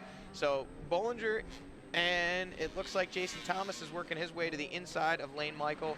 So that will move Michael back to the 3rd place position. Now here we see Nick Davis. It appears he's okay, making some adjustments on the fly. So there's our 4th place rider in XC2. So these guys are shuffling up right in front of our cameras. But right now, it is Trevor Bollinger with the lead. Lane Michael was in the lead, then he was in 2nd, now he's in 3rd. So Jason Thomas in 2nd and Lane Michael in 3rd. So these guys got a heck of a battle going on here early. Wow. Yeah, I like the way they switched that up right in front of the cameras, man. We were very fortunate to be able to witness that, no doubt, and witnessing the chase that is being laid right now by Nick Davis on those guys is another great thing we have the opportunity to watch. Checking in with timing and scoring now. We're about 7.5 to 8 minutes before we'll be seeing our leader, Caleb Russell, check in here in just a few moments. Ashburn, Bach, Duval, Milner was the way they checked in at the end of lap 2, but we are obviously expecting that to be a little different whenever they roll through for the end of lap 3. We're just over an hour and 11, approaching an hour and 12 minutes now into this 3-hour race here today, Johnny, and temperatures very comfortable, probably in the right around upper 50s to the lower 60s, I think, right now. But as far as riding goes, you couldn't ask for a better riding day, I don't think, today, temperature-wise. Yeah, you know, we layered up a little bit yesterday, and I know the morning racers this morning were definitely packing on the extra layers. It was cold this morning on the starting line. I went for the 10 a.m. start, and I believe it was still in the very low 30s, which is a little too chilly to be racing a motorcycle. But there were a few kids that were coming in crying because of the pain, and I don't blame them. I'm not making fun of them because I would have. I've been in that situation. I know how. Just riding the ATV that I ride, my Polaris, back and forth to the start and back, my thumb sometimes with that thumb throttle gets painful. I mean, it actually hurts to the bone. So I can only imagine going through those water holes and things like that, what some of those kids were going through. You know, the weather's been a little bit bipolar here in the Carolinas. I spent the week over at the Ampro, Randy Hawkins' Ampro facility there in Travelers Rest, South Carolina, and you know, it was 80 degrees one day and then it was mid-40s the next. So I think they've had much of the same up home. Thankfully, I'm not there and don't plan on going back there anytime soon. But nonetheless, even on the way to the track, yesterday morning we had some vehicles coming the other way out here on the main drag through Morganton that were covered in snow, just from the other side of the mountain. And I went ahead and made the observation to the people that were with me. I said, hey, when we get to the track, if there's snow on the ground, I'm watching today. That's where I draw the line. All kidding aside, obviously I would have, you know, saddled up and gone out there, but it was chilly yesterday, chilly this morning. The temperatures have gone up a little bit here. I think a little bit chilly. We see a lot of the spectators in sweatshirts and coats, but definitely with the sun out, it's much more enjoyable temperature-wise than what it was yesterday. Just saw the 121 going through the screen there at the 6-mile marker, Johnny Gallagher. That is a rider affectionately known as Corey B in the off-road racing world. Corey Buttrick, who had his struggles there a few years ago with injuries and things of that nature, is on his way back. Well, every time he gets back, it seemed like another injury would prevail and he would be set back even more. But right now, Corey Buttrick seems to be riding right back into fitness, right back into shape, and right back into speed. He's currently 10th in the XC2 Pro Lights class, but it won't be long, I think, before we'll be seeing greater things out of him. Now checking out here near the 9-mile marker, we got Caleb Russell, who had a 50-second lead at the end of lap number 2, heading into lap number 3, and I'm expecting that to be somewhere in that same neighborhood, maybe a little bit longer. If you look at lap times, he was running about, lap times for Caleb Russell, he was running about, a 33-second faster lap on lap 2 than everyone else. And you got to wonder if maybe he might have stretched it out, sprinted, so to speak, there at the beginning, and now falling into a nice, easy groove for Caleb. It's still going to be fast, but it's going to be an easy groove for Caleb. Yeah, we saw Caleb come past our camera at 1:14.04, so he's at roughly 40 seconds right now. So we're expecting that gap has stabilized somewhere around the 50-second mark, like you had mentioned. There we see Thad Duvall, so it's going to be very close to that. That's 50 seconds there, so give or take a couple seconds either way. That gap has stabilized there. Wow. At 50 seconds. So Thad Duvall on the gas, trying to keep Caleb Russell in check. And, you know, somebody's got to do just that. There's Josh Strang now in the number 3 spot. And Jordan Ashburn has now dropped back from 2nd when we last saw him, then in 3rd. Now he's in the 4th spot at the 9-mile marker. So, but right in touch with those guys. And there we see Chris Bach rounding out the top 5. So these guys are all relatively close together. They can see each other on some of the longer sections. But Caleb Russell's got some breathing room right now. Yep, sure does. And we'll be seeing these guys check in here shortly. Caleb Russell, according to timing and scoring, do win within the next 4 minutes or so. And here's, again, what's going on here? This is Caleb Russell coming down that hill. What that is, Rodney, is that's a section where the course goes up to the top of the ridge, across the top, and then right back down. It's just a very short section of course there, and then they come down on the right of the screen. That's the new downhill that they put in for the pros only, only the afternoon races are running yesterday and today. What, tell us, what's that hill really like, that downhill section? I know a lot of times it's deceiving looking at it, and I'm thinking that that one right there is too. It's quite steep, actually. I know they had debated whether or not to put it in. I mean, it's that steep, so they were considering the, considering the safety factor, obviously, of the riders. But it was a little bit worse yesterday, I think, not being one-sided about it. But yesterday it was covered in leaves when we started. Now the leaves have, been brushed off, and we're down to a little bit more grippy clay. Right. But bear in mind, there's also roots now that we didn't really have to contend with yesterday. So we saw Caleb Russell even getting a little bit crossed up on his way down there. But certainly with the style and bike control that he has, he put it right back where he wanted that front tire. And Thad Duvall just charging down that, and Josh Strang right on his rear wheel there. Look at 3rd. this. So these guys, and we've seen these guys in the top 3 quite a bit so far this year. Obviously, we're only at round 3, but that was your 4th and 2nd place riders at round 1, and then your 3rd and 2nd place riders at round 2. Now here we see Chris Bach in the number 4 spot, and I believe that is Daniel Milner just behind him in 6th. So those guys, it looked like Milner fumbled there a little bit. Oh, and he did go down. So there's Milner there in 6th. He was right behind Bach, and then it looked like he possibly connected with that lapper there at the bottom of the hill. So we've seen a lot of action right in front of the cameras here so far today. It's like they know where the cameras are. Wait till we get to mile marker 6. Wait till we get to mile marker 9 before you make any moves out there. Hey guys, this is Jen. I'm going to chime in. I think we're going to have some action here in the pro pits in just a little bit. Ryan Sipes' crew is over there getting a front wheel ready. It sounds like he might have had some issues, and they've got their tools ready to go. So we're going to zone in on that and see just what they're changing there on that bike. All righty, thanks a lot, Jen Kenyon. That ought to be an interesting pit stop to watch for sure, and it's going to, I'm sure, cost a little bit of time, but when you look at the big picture, you're still an hour and 45 minutes of racing left. You can gain a lot of time back, and you can lose more time by not making some changes sometimes rather than actually stopping and doing it, because you can get back up to speed a lot quicker. Yeah, and speaking of calm, cool, and collected, here's Caleb Russell. I mean, no words spoken, no hand gestures, no interchanges of any kind. Just put some fuel in my machine, give me something to drink, and I'm gonna go back to work. And that's exactly what Caleb's done. He's back to work, and he's out of the VP Fuels Pro Row and back out onto the Steele Creek course here, and he'll be checking in at the finish line in just a matter of a few seconds here for the end of lap 3. We're an hour and almost 19 minutes into racing here, so shaping up, looking like it's going to be a 6, possibly a 7-lap race, Rodney. We'll have to see what they call once they do the math. But, wow, that extra lap, if it hinges between 6 and 7, that 7th lap is going to be so much more rougher for these guys. Hey guys, I think Caleb Russell's pit board says it all. It just says plus 55 over Duvall and Strang, so that's the only words he needs to know. 55-second lead out there. Man. 55 seconds over the rest of the field. Again, just in a zone of his own right now. And, you know, watching this, man, it brings the question in my mind. There comes Caleb Russell, I believe, toward the finish line now as we see Jordan Nash. That was actually Thad Duvall and Josh Strang. Oh, okay. Russell has already worked his way through. Oh, wow, Here I missed that. Duvall and Strang.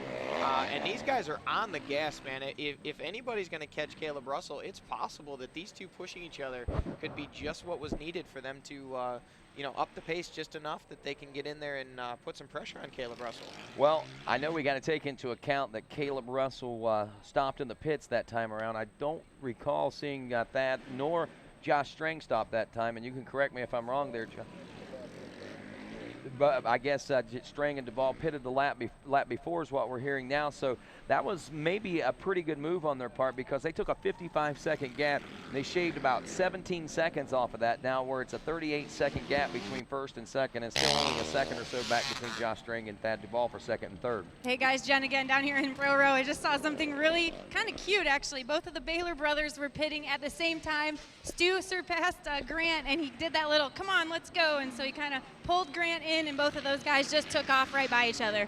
Wow, that right there is a deadly duo as we see them coming into the finish line right now, the brothers Baylor, and one on the 514 KTM, the other on the 314 Yamaha, and that's probably going to be good news for both of them because if they get together, can ride together, you know, it's going to push Stu and it's going to push Grant both, and these guys, they might be able to run to the front of the pack, or at least a little closer to the front of the pack today, and that's good news for Stu. Hopefully he'll be able to run this whole 3-hour race. I know he's not expecting to just because of circumstances and the situation with his injuries and so forth, but he's going to be pushing at least these first 2 hours as Ryan Sipes makes his way into the pits now. Big change from lap 2 to lap 3 it looks like for this guy. Yeah, and you know, it's difficult to say, Rodney, but this is unfortunately what we've seen a few times with Ryan already this year. Definitely has the speed, but it's just costly mistakes. You know, we don't know what happened. Perhaps he had to get together with a lapper, no fault of his own. But things just haven't been going his way here in 2015. His speed is there. It appears his conditioning as well. It's just been the little things. And right now he's having a discussion with Timmy Wiegand from Husqvarna.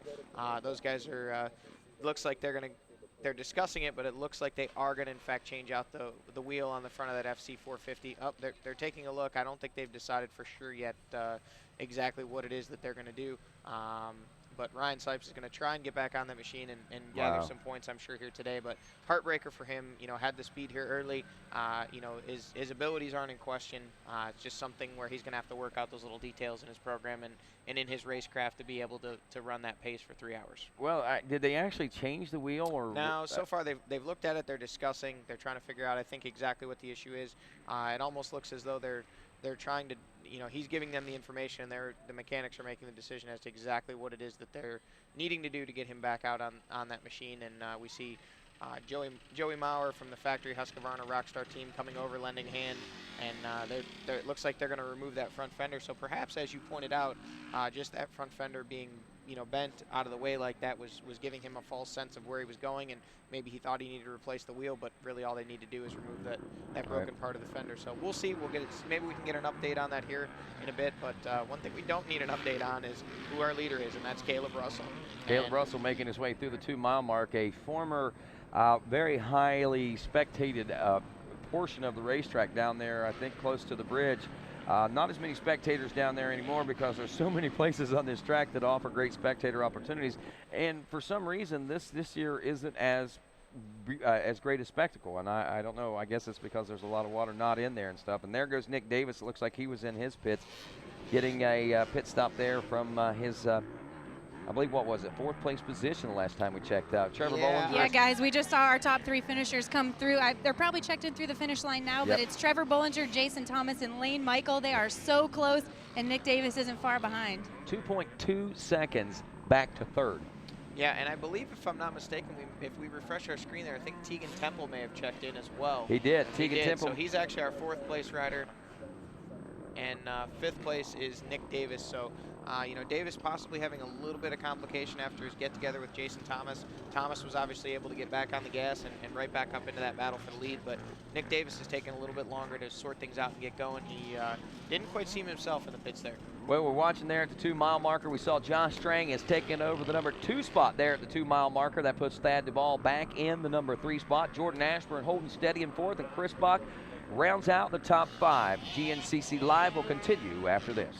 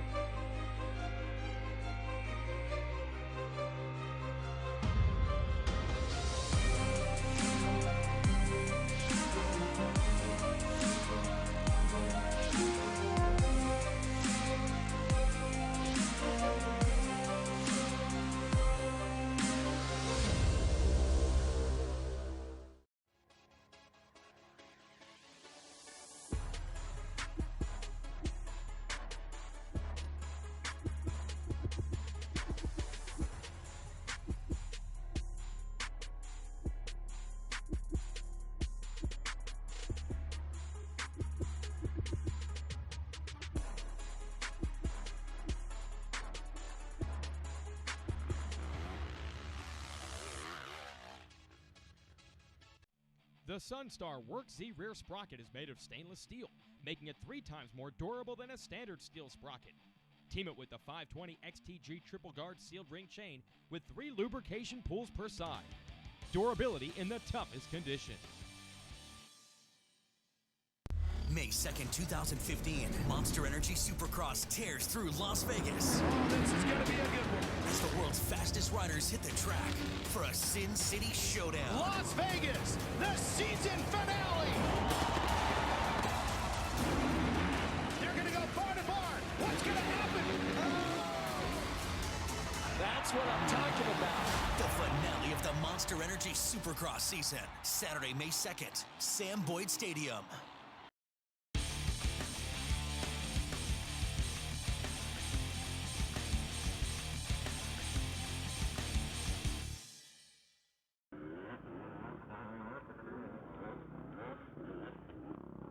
Along with Johnny Gallagher and our own Jen Kenyon as we're watching the 2-mile marker here at lap number 3 is what we're working. Actually, we're in lap number 4 now, an hour and 26 minutes and approaching that hour 27 mark where once again Caleb Russell leading now, Josh Strang in 2nd, Thad Duvall in 3rd, Jordan Ashburn in 4th, and Chris Bach in 5th. We saw that pass had taken place between Bach and Duvall somewhere between the finish line and that 2-mile marker. And I'm sure we'll probably see and hear of a lot more swapping before the end of this day. So good ride right now for the Husqvarna riders there, the Australian and North Carolina, and Josh Strang, and of course Williamstown, West Virginia's Thad Duvall. Jordan Ashburn staying consistent out there. That's one thing you can say about Jordy over the last 3 or 4 seasons. This kid has really been strong in consistency. And another rider we're going to be keeping an eye on today is that number 9 of Chris Bach, as Bach is some 11.5 seconds behind Ashburn. Ashburn 23 seconds behind Strang in that now Duvall in that 3rd place position. But even looking at the big picture there, knowing what can happen over the course of the 3-hour race and knowing that these riders are going to be getting in a little thick lap traffic as there's a lot of riders out there, nearly 300 of them on the trail today, that might not be too bad of a place to be right now for either Ashburn or Chris Bach. Those two hook up. We could see those guys start to motor their way and pull their way to the front of the pack. As far as the XC2 Pro Lights class is concerned, Trevor Bollinger, Jason Thomas, Lane Michael, Tegan Temple, and Nick Davis were your top 5. Scott Grills out of Wellington, Ohio on a Yamaha, back with us in 6. Craig DeLong, who nearly got the whole shot out there earlier, is 7th.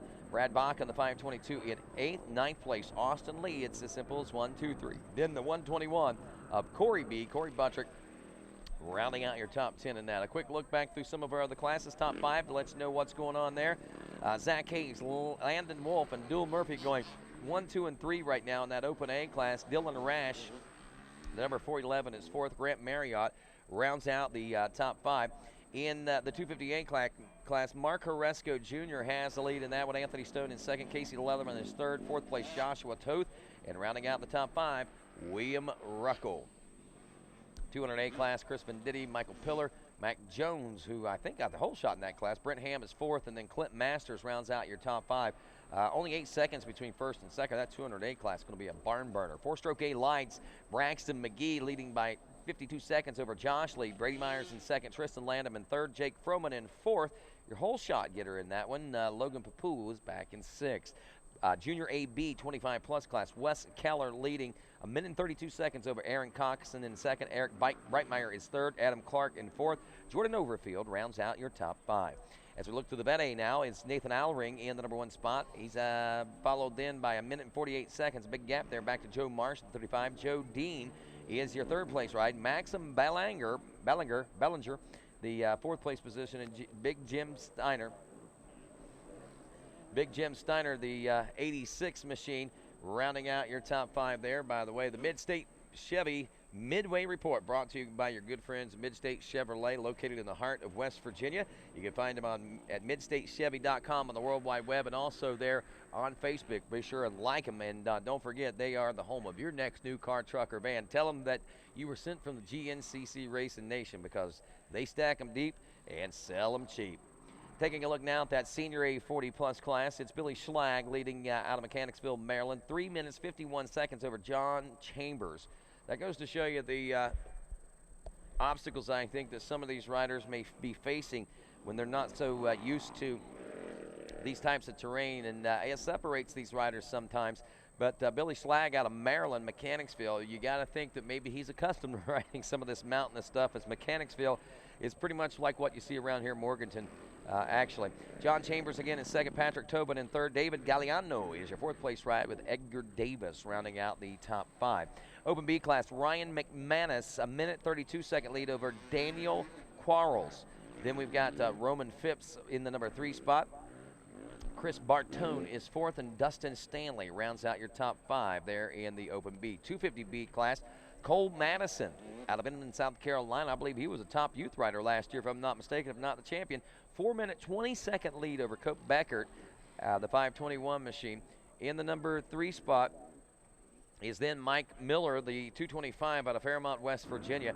4th place, Devin Byer from Canal Winchester, and rounding out the top 5, the 458 of Coleman Brinson out of Aiken, South Carolina. The 200B class, Connor Campbell from West Jeff, NC. Bolton B. Roth out of Plafftown, North Carolina. He's running 32 seconds behind Campbell right now. Parker Jones, we remember him from the youth classes for sure, out of Boomer, North Carolina. 4th place, Noah Stevens out of Valdez, North Carolina. Colton Cup out of Morgantown, West Virginia rounds out your top 5.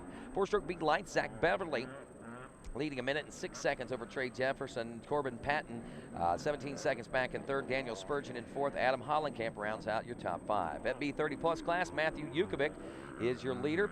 After 2 laps, we've got the top 4 in with 2 laps. They had a 12-second gap between 1st and 2nd. That's a pretty good battle going on there. Jeremy Dexter, the 880, is running in 2nd. Chris Levin, the 386 out of Huntington, Pennsylvania, is running 3rd. 4th place, Larry Hopper, the 127 out of Tarentum, Pennsylvania, home of the Fireball 100, one of the original GNCC races there. Been talking a lot about that with Megawatt Matt Watson, my fellow announcer. Josh Bailey rounds out your top 5 there in that Vet B 30-plus class.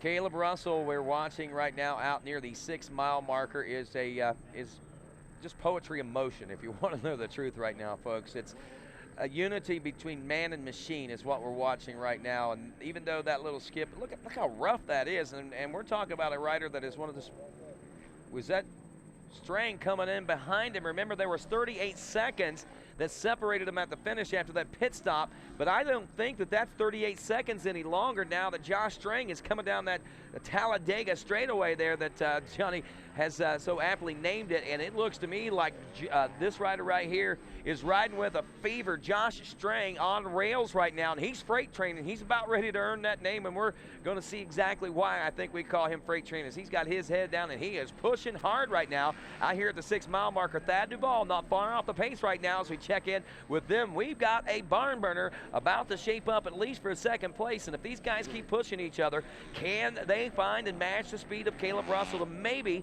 try and challenge?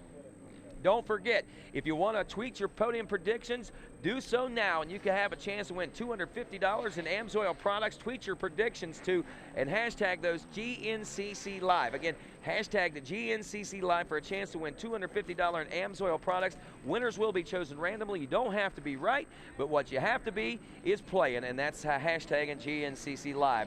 So who do you think it's going to be? Top 3. Let's continue on. One more class for our senior B class in the Mid-State Chevy Report. David Salkfeld is leading. Daryl Schlabach now. Scott Campbell is 3rd. Daniel Powers in 4th. Devin Ferguson rounding out the top 5. And that is your Mid-State Chevy Midway Report. And I'm getting excited. Johnny Gallagher making his way back into the broadcast studio. Now Jen Kenyon has made her way over. And Jen, I tell you, I see you coming over here. You got some excitement in the air. I know you're feeling it. Good things are happening right now. That's right. You know, going into VP Racing Fuels Pro Row, you get a lot of the inside scoop, whether it's the excitement or maybe the desperate attempts to try to fix things. There's a lot of problems over there. So, you know, I'm gonna wait and hold on some of the information I have and let this race unfold just a little bit, but we'll see how things go. No doubt. That'll be interesting to find out what's going on. We're watching the brothers Baylor, the Baylor brothers. Oh, mercy sakes alive. Stu's still out front of this one, but man, Grant's all over him right now, Johnny G. Yeah, you know, and as Jen pointed out when they were in the pit, she observed Stu, you know, reach back towards little brother Grant and said, hey, come on, let's go. And, you know, as a racer, I can tell you I've been in that position before. Actually, just yesterday, we had a new XC1 rider, Marshall Goings. It was his first race in XC1. Was struggling a little bit with the pace early. I had a bad start, worked my way up through. And I believe it was early in the second lap, I kind of gave him the, come on, buddy, let's go. And we rolled up through, made some passes, and unfortunately, it actually ended up coming back to bite me because on the last lap, I had a flat tire and a crash and some issues, and Marshall was able to get back around me. But, you know, after the race, I was the first one there to congratulate him. And, you know, it's always good. You want to race people, you want to race them at their best. You know, obviously these guys care about each other, being brothers, but at the same time, as much as they want to beat each other, they want to beat each other at their best. So that little bit of encouragement goes a long way. It most certainly does. And that, you know, in reality, you think about this, man. You got those Baylor boys pushing each other during the week, in between races and things like that. Then you got them hooking up and riding together at the races. What kind of a threat could that be for the future, man? Because I really don't know that we've seen the best out of both of these guys. I mean, we've seen a lot of great things out of them working their way up as youth, but we have not seen that maturity into the XC1 Pro class for both those guys yet. You know, sometimes really all it takes is just a little bit of confidence and a little bit of momentum. And obviously with, you know, Grant, this is his first foray into XC1 competition last year. Like we said, he had those the issues at Ironman in his first official race in XC1, but Grant was finishing on the podium, overall podium from the XC2 class, you know, and now that he's lining up on the front row, he certainly can be a contender for wins. It's just he's got to get some things sorted out underneath him, you know, within his own program and mostly probably within his own mind.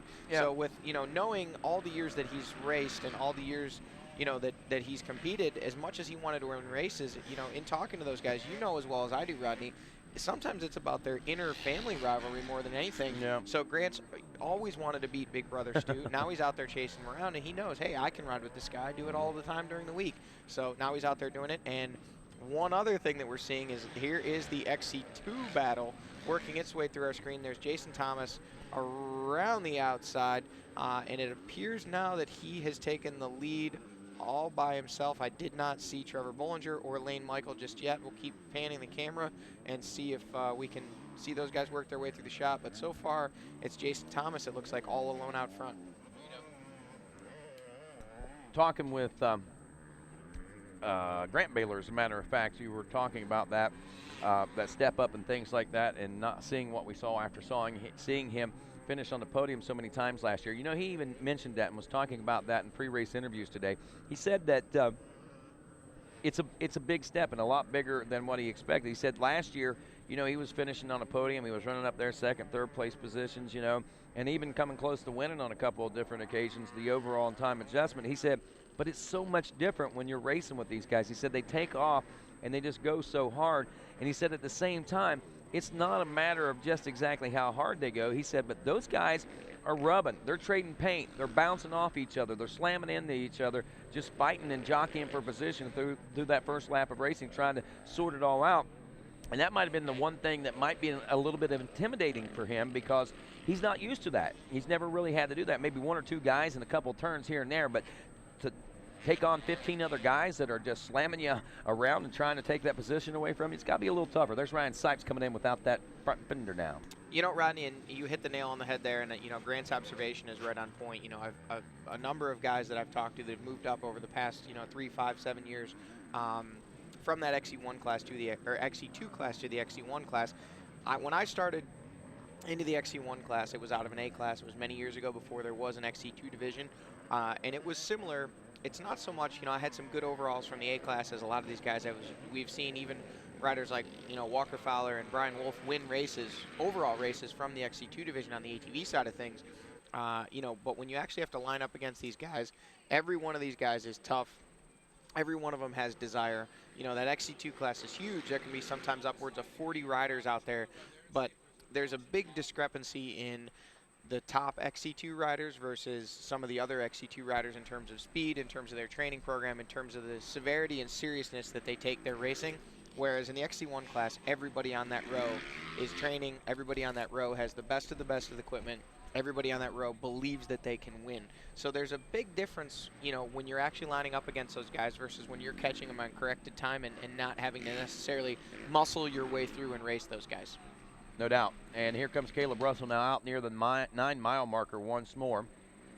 As we check in, we'll watch that clock as he hit that dip. It was about 1:39.44. We'll see what the gap is now. We had known it had been shaved down to at least 38 seconds at one point. And when we saw him last, Johnny, it really sounded or it looked like they might even be a little closer than that 38 seconds. But time can be deceiving sometimes out here on the trail. Yeah, it sure can, Rodney. And, different parts of the course just appear differently. And as I'm watching, we do see now that's not Josh Strang. So in 30 seconds now. So yeah, it may hover around that 38 or possibly more. And there is Josh Strang as he works his way towards the 9-mile marker. So at 44, there's 40 seconds. It's about 46 seconds, give or take. Yep. So the gap is starting to open back up a little bit, but Josh Strang is solid there in the number 2 spot. Thad Duvall back in the number 3 position as we saw that pass shortly after the conclusion of lap number 3 between the finish line and the 2-mile marker out near the bridge. Whenever we caught a glimpse of them, that's whenever Josh Strang had taken over that number, or he'd already taken over that number 2 spot. And now is trying to lay that chase. And it looked like in these open fields, man, I mean, Josh was going as fast as anyone, if not faster, whenever he was putting the hammer down. Yeah, and we've seen Josh. He's been our number 2 guy so far. He's got the number 2 on his machine. He finished 2nd in Florida. He finished 2nd in Georgia. He's been the second best guy out there. So, he's the next step for him is obviously the top step or the center of the podium. So yeah, that's what he's gunning for today. He's on the gas hard, but Thad Duvall right there with him. Those guys pushing each other. We saw them work that gap down. I have to believe that somewhere along the way, the KTM guys picked up on the fact that gap was shrinking. They put it on the pit board and let Caleb know, hey, these guys are coming, better get on the gas. And now we've seen Caleb stretch it back out a bit. Another thing that we did notice is in looking at our overalls as they scroll across the bottom of the screen, we were looking at the Baylors battling over the 9th and 10th place position. Well, now we see them battling over the 7th and 8th place position. So exactly what you had said may happen, Rodney. These guys have pushed each other.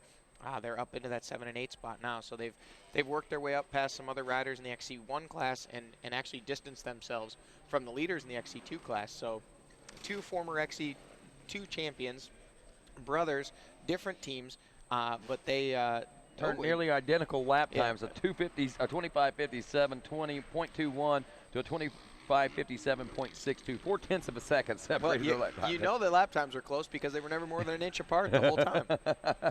That's the way it stayed too. Pretty cool stuff. But you're right, Johnny. Just watching these guys maneuver their way up, good things to watch and great things to watch out for. And one other thing I want to talk about, you know, we've talked a little bit about it as we wait for more updates and to see what's going on out here with our leaders, is the fact that Thad Duvall, man, we talked about this leading into it, and I even talked to him about it. We kind of joked around about it. And the funny thing about it is, I think Thad was really scared, not scared, but more nervous and anxious coming into this round. I heard this through the grapevine. Team members were like, Thad was like, I don't even want to talk about it. I don't even want to talk about it. Because he's been hauled out of here, I think, twice in a helicopter. And honestly, this is the way I like it. And I may have said this yesterday, and I may have even said this to you earlier, but Steele Creek, FMF Steele Creek GNCC, has been some of the best performances we've ever seen by Thad Duvall with the worst finishes. Yeah, you know, I believe it was 2 years ago we saw Thad go down really hard here. Was ultimately able to come back and race just a few rounds later. It ended up not being as serious as we had originally thought, but it was a nasty crash. And, you know, Thad, one thing that we've been waiting to see out of Thad since moving up to the XC1 class from XC2 is the speed has been there. The conditioning has been there. It's been the consistency. It's been the ability or the execution to do it week in and week out. And so far, obviously this is only round 3, but he's been right up in the thick of this battle, you know, every race so far in 2015. And right now that battle is led by the man we just saw on screen, and that was Caleb Russell. Now in second place we see Josh Strang, and we wait for Thad Duvall to work his way into the VP Fuels Pro Row, and we see his girlfriend Maggie clapping, so it looks like he is coming in. They're telling him not to pit. He gets that spot. into the number 2 spot goes Duvall, and just onto his rear wheel is Josh Strang in the number 3 ride. Well, that fixed things back right for Thad Duvall there, as actually Caleb Russell checked in moments ago with a 25-minute, 21-second lap time. Last time around, Duvall turned to 25:20. We'll see what's going on with this lap. I have to guess that it's probably just a few seconds slower than that. These guys motor their way toward the finish line region now, and I believe that's them going through as we speak. Duvall turning a 25:34. So Russell did pick up the pace quite a bit there. Josh Strang a 25:35, even with a pit stop. So obviously whatever problem arose for Thad Duvall out there was about 15 seconds worth of it, and that allowed Josh to go in seemingly pretty unpressured into that pit stop. But whenever he came out, obviously they gave him. That was a decision, I think, that the team made there at the last moment. They looked, they did the mathematics and the calculations, said we've got enough fuel, go, we can go at least one more lap. Just go, go, go, go. Let's get this second place position and see if you can run with it. Yeah, I don't know. It's possible that they didn't want to fuel him, thinking that he needed that little bit of a push from Josh Strang. Now we see Jordan Ashburn and Chris Bach working their way through the VP Fuels Pro Row, both riders who pitted last lap. So that would be our 4th and 5th place positions. These guys seem to always find each other on the track as well. You know, they seem to kind of match each other both in stature. They're both tall, thinner guys. They have similar smooth riding styles, and they're always out there battling. Every time our cameras catch them, it seems to be, oh, and look who we've got now, Daniel Milner in the number 6 spot. So this is, you know, a kind of a resurgence for Daniel Milner. Came over here highly touted as one of the top riders from overseas, coming over as a European sprint enduro specialist. Came over, joined us last year at the end of the season, and you know, he kind of has had some struggles, but is finding his groove here today and running in the 6th place spot. And now here are the 2 brothers Baylor that we see. Stu Baylor now crossing the line in 7th, and Grant Baylor in 8th, and these guys are still wheel to wheel. You know, one of the things that you have to remember is that these guys have grown up racing GNCC. They're both past youth bike champions. They kept, you know, great records through their youth careers, and now here they are as both XC1 riders, battling it out and pushing each other towards the front. So yeah, it's what we see, you know, through many years of racing. We've seen riders come up from the youth ranks, and we actually had some youth racing earlier here today, and we got to check in with those riders after it was all said and done. It's always cool when you see a hometown guy win his hometown race. Somewhat, you're from North Carolina here at the Steele Creek GNCC, and you got your first overall win of the season. Connor Smith, tell us how you did it. Well, I mean, it's always nice racing close to home. I mean, this is a real fun track, and it was real good this year. I got off with the whole shot, or not the whole shot. I got second off the start and worked my way back up to the front. And then after I just tried to ride my race and pull away from everybody and stay off the ground. Yeah, and you guys have a lot of great competition, especially in the Super Mini 14 to 15 division, but you really put some time on those guys out there. Yeah, I mean, I just put my head down, kept pushing, tried to stay off the ground because you're not going anywhere if you're on there. That's absolutely right. Well, today you are the winner. Good job out there, and congratulations. Thank you. Well, there you go, man. That's the way to get her done, and whenever you're close to home like that, it makes it so much more special. So congratulations there.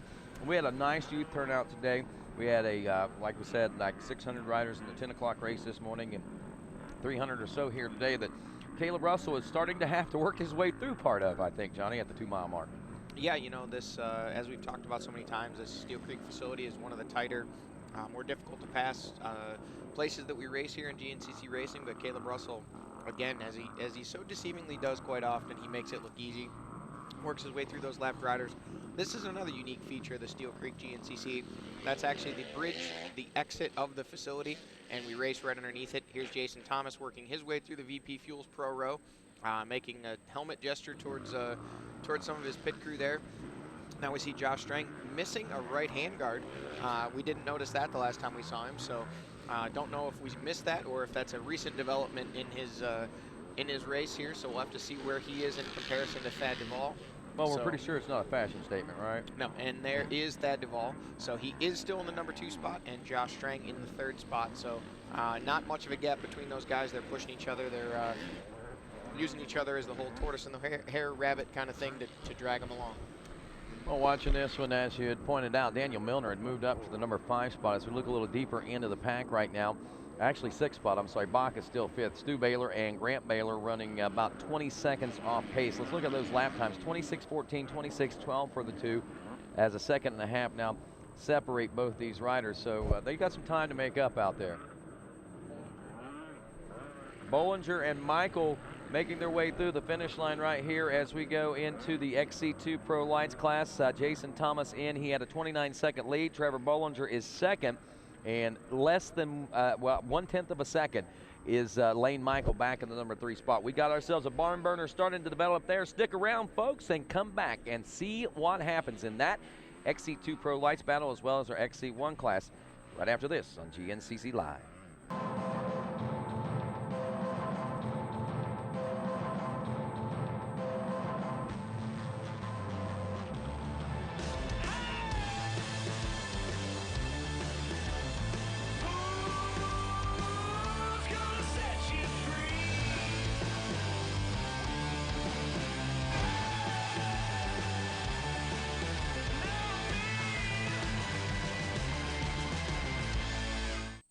The Sunstar Work Z rear sprocket is made of stainless steel, making it 3 times more durable than a standard steel sprocket.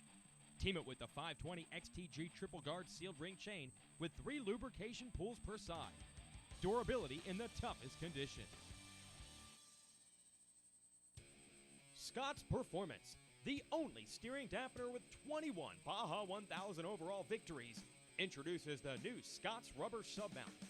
Easy to install at less than an hour in most cases, it features adjustable on-the-fly dampening to help reduce arm pump and fatigue. Come see what 25 years of experience building the best stabilizer can do at scottsonline.com. Do you love racing?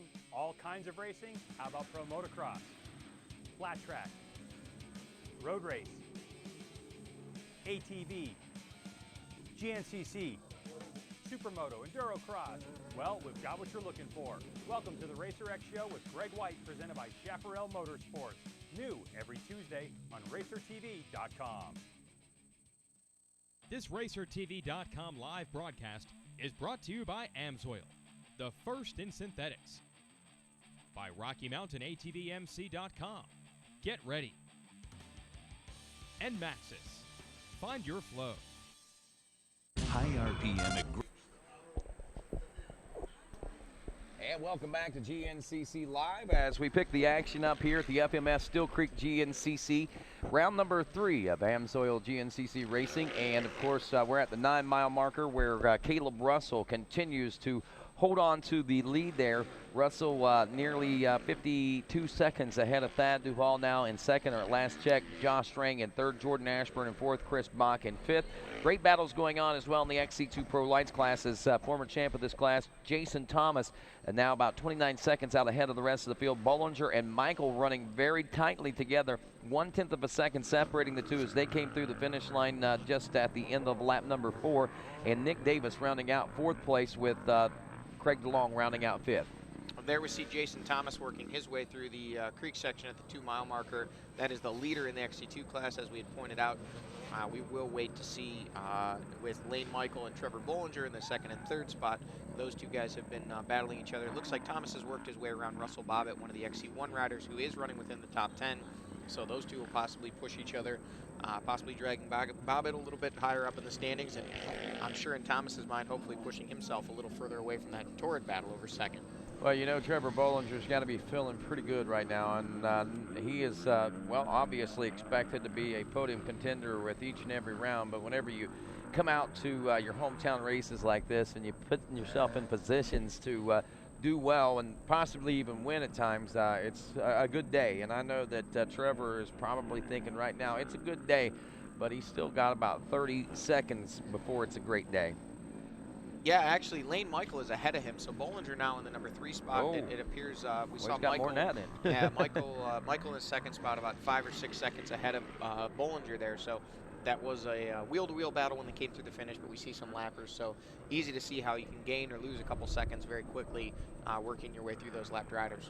There we see some folks making their way out of the Steele Creek campground right now, and a lot of those folks from earlier today got some drives back north and south and east and west, so they've got plenty of time. And there's some of the locals checking out some of the racing action. This is probably one of the greatest spectator events that we have. I know that Ironman is another one, but this one, not tens of thousands, but thousands and thousands and thousands of people come out on a daily basis for these 2 days of racing. And I mean, they've actually got, the security folks have got an area that they call Tent City. I mean, it's huge that so many of the locals come in and they put all those guys and let them all tent camp together and everything. In that area, I guess, it's actually turned into a real little city over there. Yeah, you know, it's I actually had the opportunity to spend Saturday night at the track here last year, and was amazed that so many people were up and about in an orderly and decent fashion, but nonetheless they were up pretty late having a good time. You could hear the music and the campfires, and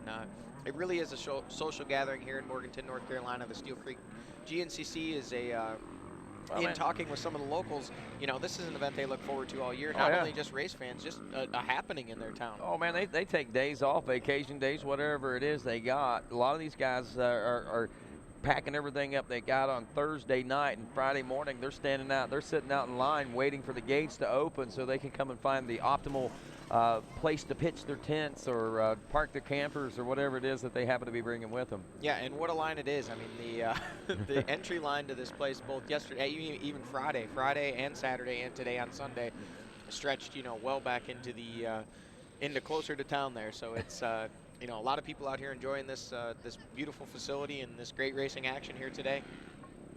And rightfully so, because we are so very blessed, no doubt about it, and we're blessed with great racing action. You know, something we haven't talked a lot about or any about so far today, Johnny, is our top amateur overall. And one reason is we haven't really seen anyone break into the top 20 overall, and that's kind of an odd thing. It's something we haven't seen a whole lot of here so far in 2015. Last year we were seeing guys battling for top 15, even down into the top 10 on a couple of different occasions. And now if an amateur rider breaks into the top 20, it seems like things are really, really going well. And you got to, I guess, liken that to the fact that a lot of those guys that we were watching race for top amateur honors are now XC2 or even some into the XC1 class now.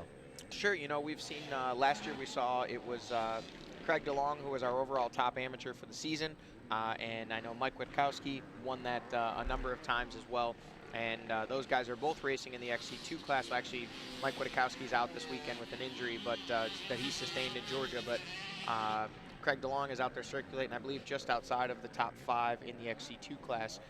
So, you know, that certainly explains why those guys aren't there. But as the season goes on, you expect to see some of these A riders get stronger.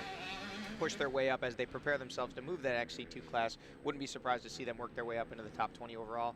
And one rider that we had spoken about probably had a number of amateur overalls in his career was just on screen there, and that was none other than Caleb Russell. He's working his way around this facility. We'll see what kind of a lead he has now, but last we checked it was 55 seconds, I believe it was. I believe so, yeah. So right now we've seen him go through. When he went around the corner at the end of that Talladega straight there, it was 1:57:30 at that point. And watching this, I'm thinking that we might be looking at least a minute or better at this juncture, Johnny. Yeah, as we now approach 1:58:30, and we have not yet seen. There he is. No, that's not him. We should be seeing Thad Duvall next, and Josh Strang just on his rear wheel. And there is Thad Duvall. All right, whenever he and rounds there the is corner, Josh Strang. when he rounds the corner right here, that'll be where we saw the 1:57:30. So it's a minute and 16, 17, 18, 19 seconds. A minute and 19 seconds now. He's pulled out ahead of the rest of the field. So those guys catching him, it's going to take a major problem there on Caleb Russell's part. But what we got going on right now is a great battle for that second place position as Josh Strang putting the pressure on now. Yeah, we saw it looked like Thad had actually opened up just a little bit of breathing room when we saw him at the 2-mile marker, but now here we are at the 6, and Josh Strang is all back over the rear wheel of bad Thad Duvall. No doubt about it. You've seen that front wheel going up there for Josh Strang as he got his head down and started pushing even harder there for the likes of the 989 of his fellow Husqvarna rider, different team, but fellow Husqvarna rider of Thad Duvall there. This is going to be a interesting battle to the finish. Now, just to give you an idea, they now have a minute, or at the end of 4, had a minute and 14-second lead over 4th place. Now, let's look at this now. I know that, and people talk about it, and I'm not saying anything any more than I've heard these guys. They're the ones that's convincing me that Caleb's unstoppable right now, to be honest with you, the guys that are racing against him, because that's what they keep telling me. Yeah, you know, it's really a hard thing to comment on, Rodney, because you don't want to, you know, by any means take anything away from these guys. Here we see Chris Bach working his way down the end of the Talladega straightaway. He is now our 4th place rider, was in that battle with Jordan Ashburn. I don't believe we saw Ashburn work his way through just yet, so now that's Bach seemingly all alone in that 4th place spot.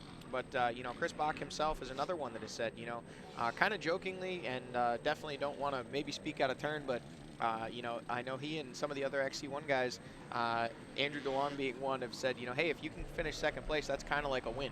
It's kind of like whenever you now they and say Dave that, and I were here. They say that with jest, obviously. Right. They go to the starting line to win races, Exactly. but right now Caleb Russell is in a bit of a league of his own, so, you know, it's difficult for these guys to try and close that gap. There we see Jordan Ashburn. Now that would be the number 5 spot, and I believe that is Daniel Milner there in the 6th spot. So Milner hanging tough. Ashburn there in 5th, so those are 2 NFAB AmPro riders that are hooked up and pushing each other there. And now we see Stu Baylor work his way by. And you know what, Rodney? I wasn't sure, but I think that was Grant Baylor actually in between Milner and Ashburn. Oh, really? So Grant Baylor is up in there in that battle for 6th now. It was another Yamaha, and he had that digital camo MSR gear on that all the NFAB AmPro guys are wearing today. So, again, it was that camouflage. I didn't see him. He kind of blended in with the dust. But now that I see he is not coming by our screen, I believe that was, in fact, we'll have to wait till we see him on camera next. But I'd wager that was, in fact, Grant Baylor, who had gotten around Milner and was just on the rear wheel of Jordan Ashburn. So that means we have 3 NFAB AmPro Yamahas there in the 6th, 7th, and 5th, 6th, and 7th place positions.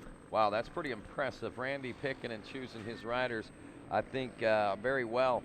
And he's hoping to see those guys progress through over the course of time into championship caliber riders. And I think that, you know, watching how the number 3 there, Jordy Ashburn, is starting to be molded, you know, well, I mean, you can't argue with the success that he's seen over the last couple of years. And if he keeps impressing and improving, I guess would be the better word there. If he keeps improving, then, you know, it might not be long before we see something different out of that NFAB AmPro Yamaha rider. Yeah, you know, I think those guys kind of had their struggles early in 2015. I know, in speaking with the riders themselves and some of the team members, they were kind of frustrated with the way things went in Florida. And obviously, Ashburn put in a great ride there in Georgia for 4th, but, you know, I think those guys know they're capable of contending not only for podiums but wins, all those guys within that team. So they've pulled together as a group, they've pushed each other, they've worked on their machines, they've worked on their bodies, they've worked on their racecraft, and now they're out here, and the three of them are literally pushing each other. So to have three teammates like that, and one thing that I did notice is if that was in fact Grant Baylor, which we believe it was, he had put a little bit of a gap on Stu. So not to speculate too much here, but we have to wonder if, you know, the issues that Stu had mentioned pre-race and said, hey, you know, I can't go 3 hours, but I'm going to push for as long as I can, for as hard as I can. I think that's what I think it's exactly what we're witnessing. Now we're, 2 hours and 3 minutes into this race, and still hanging very tough there in the 8th place position. But, you know, it seems that maybe that has started to take its toll on Stu. Now we see our XC1 class leader, Jason Thomas, working his way through the end of the Talladega straightaway. You know, we were talking there a moment ago as we watch things. I'm going to run through a quick rundown here in just a couple moments, probably at the end of this next lap. But we were talking about lap times and gaps and stuff like that a few moments ago, and we mentioned, you know, first to second was now, what, a minute and 18 seconds is what we had calculated it at. The battle between second and third, just a handful of seconds. Then it was another minute and 15 or so seconds back to the 4th place rider, Jordan Ashburn. Ashburn had only about 3 seconds over Bach. Daniel Milner 7 seconds behind him. And then it was 20 seconds back to the battle with the Baylor brothers back there in 7th and 8th.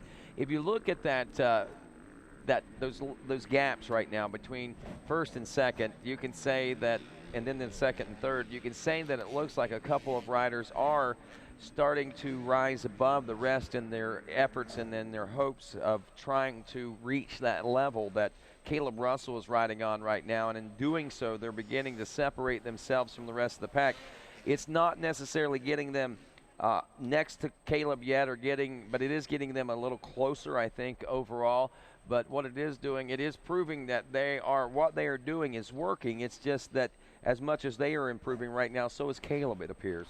You know, and that's one of the mysteries of racing. It seems like when someone steps up their level and goes to that next level, it'll seem that the guy up top, whether it's, you know, Caleb Russell in the world of today, or Juha Solomon in the past, or even, you know, Chris Borich on ATVs, or Barry Hawk, you know, both on ATVs and bikes, and different riders that we've had that have dominated at the top the way that Caleb Russell is right now. And there we see Caleb working his way through the Whoa! And Caleb Russell connects with a lapped rider, and this is 2 races in a row that we've seen Caleb on the ground right in front of our camera, but that was just a small tip over. He's fine. He's on his way. Just lost a few seconds there, so I don't think any major cause of alarm and anything that Caleb's going to get too upset about. He took his time. You could say, I'm sure he said, "Excuse me," to that lapper as he was getting up. You could tell they exchanged a few words, and I'm sure it was polite and proper. No problem, man. Either way is fine. I'm sorry about that, but nonetheless, you know, with those guys, you know, it's tough to close the gap on someone who's at the top like that. There we see Josh Strang now. Oh, is that Nick Davis going in right there? The number 15 we just saw rolling in front. Jen Kenyon get to the pits ASAP. I swear I just saw Nick Davis. That is Nick Davis. He is pushing his Husqvarna 250 back to the pits. Looked like he got a little shove from a fellow rider there, and now he's actually physically pushing that machine. So maybe if we can get an update on exactly what happened there, but that's... Jesse Robinson was pushing him, the 216. They were coming down. Jesse had his foot out, had it on the muffler, the tailpipe there of Nick's bike, and was just giving him a little push down the pits, man. Tough break there. Well, there comes Josh Strang now at that 9-mile marker. That's where Caleb went down there a few moments ago, about a minute and 15 or 20 seconds ago. Where is Thad Duvall now? Yeah, I don't think we saw Thad work his way through just yet, so possibly a miscue, or Strang really picked up the pace. We'll wait and we'll watch, and we'll wait and we'll watch, and there is Thad Duvall. So still solidly in 3rd place, but he's dropped quite a bit of ground to Josh Strang. You know, I got to say, though, even though he has dropped that ground, and as long as he can hang on, he's got a minute and 20 seconds or so that he can spare over Jordan Ashburn back and forth. The thing that I got to think right now, most importantly for Thad Duvall and FMF Steel Creek GNCC, is to finish. And to finish will be good. To finish 3rd will be excellent. And in some cases, with what we've seen as far as history is concerned, that's almost as good as a win at this point. Well, and let's not lose sight of the big picture here. Thad Duvall, if he finishes this, you know, with almost an hour left of racing, if he can finish this out in a podium position, any podium position, you know, that's going to be a great result for him, not only in terms of the fact that it's Steel Creek and he's had some bad luck or some bad crashes here in the past, but That would be 2 podiums in the first 3 races for Mhm. Thad, with a very, very close 4th place at round 1. Yeah. So you you have to believe that this is the new Thad that we've talked about. You said you'd spoken with Fred Andrews and spoken with Thad, and they felt like there was some material there worth molding. They brought him on board that FAR Fred Andrews Racing KR4 team, and he's making it pay off for them right now. And another rider under the tutelage of some experience is Chris Bach. He just went by our camera there as Strang works his way down that pro downhill.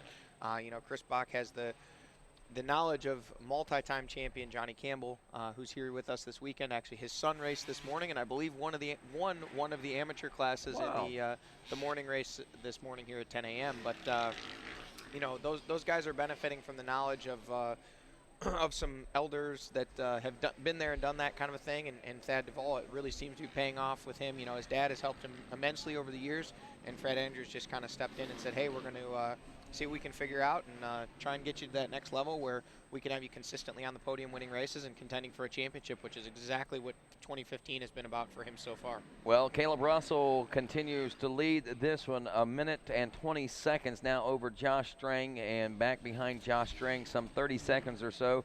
About that is now Thad Duvall, the 989 in that number 3 spot, as we said. Then 4th place is the number 3 at Jordy Ashburn, Chris Bach, rounding out the top 5 as Caleb Russell makes his way in for yet another pit stop. This should probably be the final pit stop for KR. Yeah, and again, just calm, cool, collected. No words need be said. Chandler had his drink ready for him. His mechanic, Tanner, had his gas can, and they went ahead, fueled him up, got him a drink, and sent him on his way. And he said, hey, guys, I'll see you here in about another 2 laps. I'm going to go win this thing. How's that sound? No doubt. You know what's really crazy is that Caleb, after this race, if all goes according to plan over the next hour or so, is going to be packing up, leaving out of here, and he's going to be able to go home and eat supper at the house, just like he slept at home last night, about maybe an hour from here, I think. I don't want to talk about it. But you'll get one. No, you don't even get one of those, do you? No, I don't have anything that. I mean, I have some that are nothing within an hour, but I have 2 races that are within 3 hours of the house, so I can't complain too much. But there are some races where I don't have any that I get to sleep in my own bed on race night. I've never had that luxury other than snowshoe, because the hotel's right there, so I consider it my own bed. But yeah, no, I don't see me going home after this race with the weather the way it's been up north. I think we'll head somewhere else, get some riding and training in, like a lot of these guys are doing. But the guys that are based here in North Carolina, Caleb Russell, Josh Strang, Charlie Mullen's not racing with us here this weekend, but that's why these guys have gone ahead and based themselves out of here in North Carolina. Now there we see Josh Strang. He bypasses the pits. So I don't think Thad Duvall is, though. Remember, he didn't stop that last time around, and we can see that there's a lot of commotion going on down there in the Rocky Mountain ATV MC pits there with the FAR folks, and they are about ready to stop Thad, give him his final pit stop. Josh Strang is still pushing. Remember, and there is Thad Duvall. He's worked his way into the pits. So quick splash of gas. Calm, cool, and collected. Look at that. I mean, even for Thad, bad Thad as we call him, man, this kid is really maturing quite a bit. I have to say that the last year and a half has been a great maturing year for him. Yeah, and in speaking about maturity, you notice they gave that that extra shot of fuel there to Thad. So it's definitely he was mature, waited, said, okay, now it's time to go racing. All right, I believe we got Fred Andrews down in the pits. Is that with Jen Kenyon? That's right, guys, down here. Fred, talk about what happened. We just saw Nick Davis pushing his bike back here to the pits, and I think you guys were taking a look at it. Can you tell us what's going on? Yeah, Jen, it's not the way we wanted it to happen. Nick's been running really strong all day, and the bike started cutting out on top end and losing power, and then it finally just quit, so we think maybe the reed's broke in it. Okay, and I heard you tell Nick there's not much we can do at this point because of how much time's left in the race. Yeah, Jen, for us to put new reeds in it, get it back out there, yeah, we could, but Nick's really not going to make any points. We need top 3 points, so we're going to take it apart anyways just to make sure we know what's going on in there, and we'll come after him again next week. All right, that's Fred Andrews, guys. They still have a lot of those KR4 Arrive and Ride riders out there right now, so we'll keep an eye on those guys. Wow, good report there, Jen. Thanks a lot. There they are working on Nick's bike right now. Some reeds. That's Yeah, man. I mean, that's a tough thing. I mean, in learning processes for these guys, and I'm sure that I guarantee you that Nick has put that bike through its paces today. Yeah, you know, and that's unfortunate, but we do rely on machines and even the best prep machines. Hey guys, I hate to cut in, but Nick Davis is putting his helmet back on. They do have this bike going, and Chad Duvall is filling it up with gas, so he's going to give it another whirl. Wow. Wow, talk about just heck with it, let's go ahead and make it happen type attitude, man. Fred, obviously thinking about it from that perspective, but man, that thing's running. Might as well get it back out there. So good going, guys. And Nick may be able to actually score some of those points. There he goes in front of the broadcast studios. Now, he didn't go back on the track. We'll tell you what, the way the GNCC ruling works.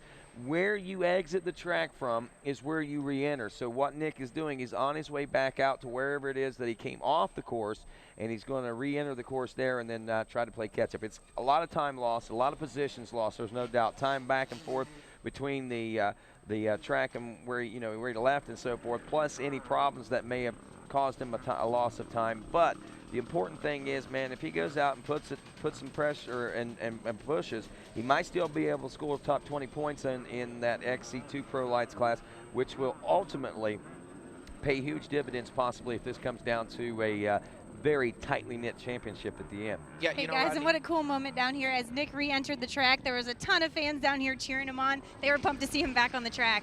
Nice. Nice. You know, and that's something that beyond even just the scoring points, which the XC2 class, there are no drops. Every point counts. So even if he can go out there, 20th place plays one position. So if he can work his way back into the top 20 of that XC2 class, that 1 point could definitely loom large at the end of a 13-race championship battle. You know, so heartbreaker for Nick, sure, having those problems, but it's a long season. There's a lot of racing left. You know, Nick, I'm sure that if he can get things sorted out and potentially score some points today, it'll bode well for him in the long run for sure. Yeah, you do wonder though, man, what kind of struggles and problems these guys go through, and to have that machine doing what it was. You know, it's funny. It could have been a number of reasons why the machine was bogging and losing all of its power and this, that, and the other thing. So Caleb Russell is currently, we just saw him go through this through the 2 mile marker, leading that XC1 and the overall right now. There is Josh Strang now coming through in the number 2 spot on that Rockstar Energy Husqvarna there. You know, gotta say, man, I'm truly impressed with Josh Strang and how hard he's been working. I think I personally feel like I've noticed it since last year, the advancements that he's been making, and how much more he's even made this year with the new team that we talked about there earlier. Yeah, you know, we talked about with Strang when he entered into GNCC Racing. He was aboard that factory Suzuki squad, won a championship, won a lot of races, and then kind of did it as a smaller team or even somewhat of a privateer, if you will. Certainly lots of backing and lots of financial support from a number of companies. There is Thad Duvall now in the number 3 spot. But, you know, this is the first year he's been back with a true factory effort with that Husqvarna team. Last year he was kind of a satellite portion of that Ampro Yamaha team, but was not actually under their tent, was doing his own thing with the Rocky Mountain crew.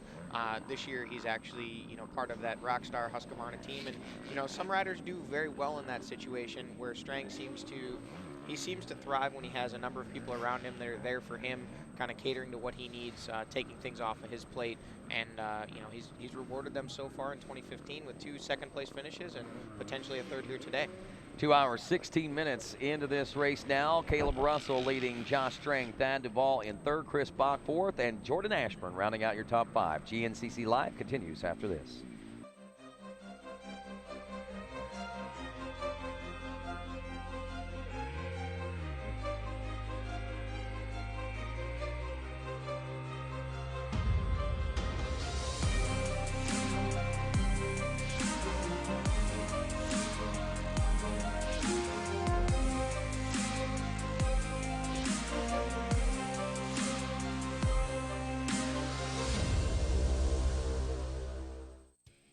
Scott's Performance, the only steering dampener with 21 Baja 1000 overall victories, introduces the new Scott's Rubber Submount.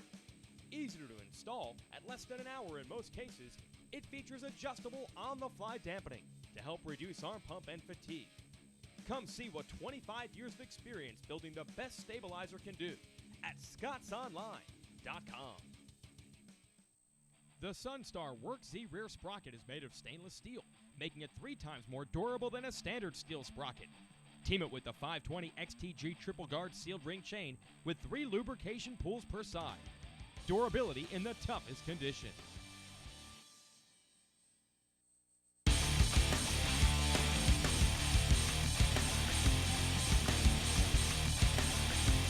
And welcome back to GNCC Live. As we see there, the official merchandise trailer where this weekend we've got some pretty cool looking merchandise, and you can check it out online. Go to GNCCRacing.com, and there in the tabs you'll find souvenirs that you'll be able to go and actually purchase shirts from past events and things like that, and other great GNCC souvenirs, I guess we could call them. Caleb Russell continuing to lead here as we look at that Rocky Mountain ATVMC.com leaderboard.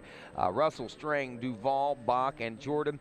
No change there for quite some time.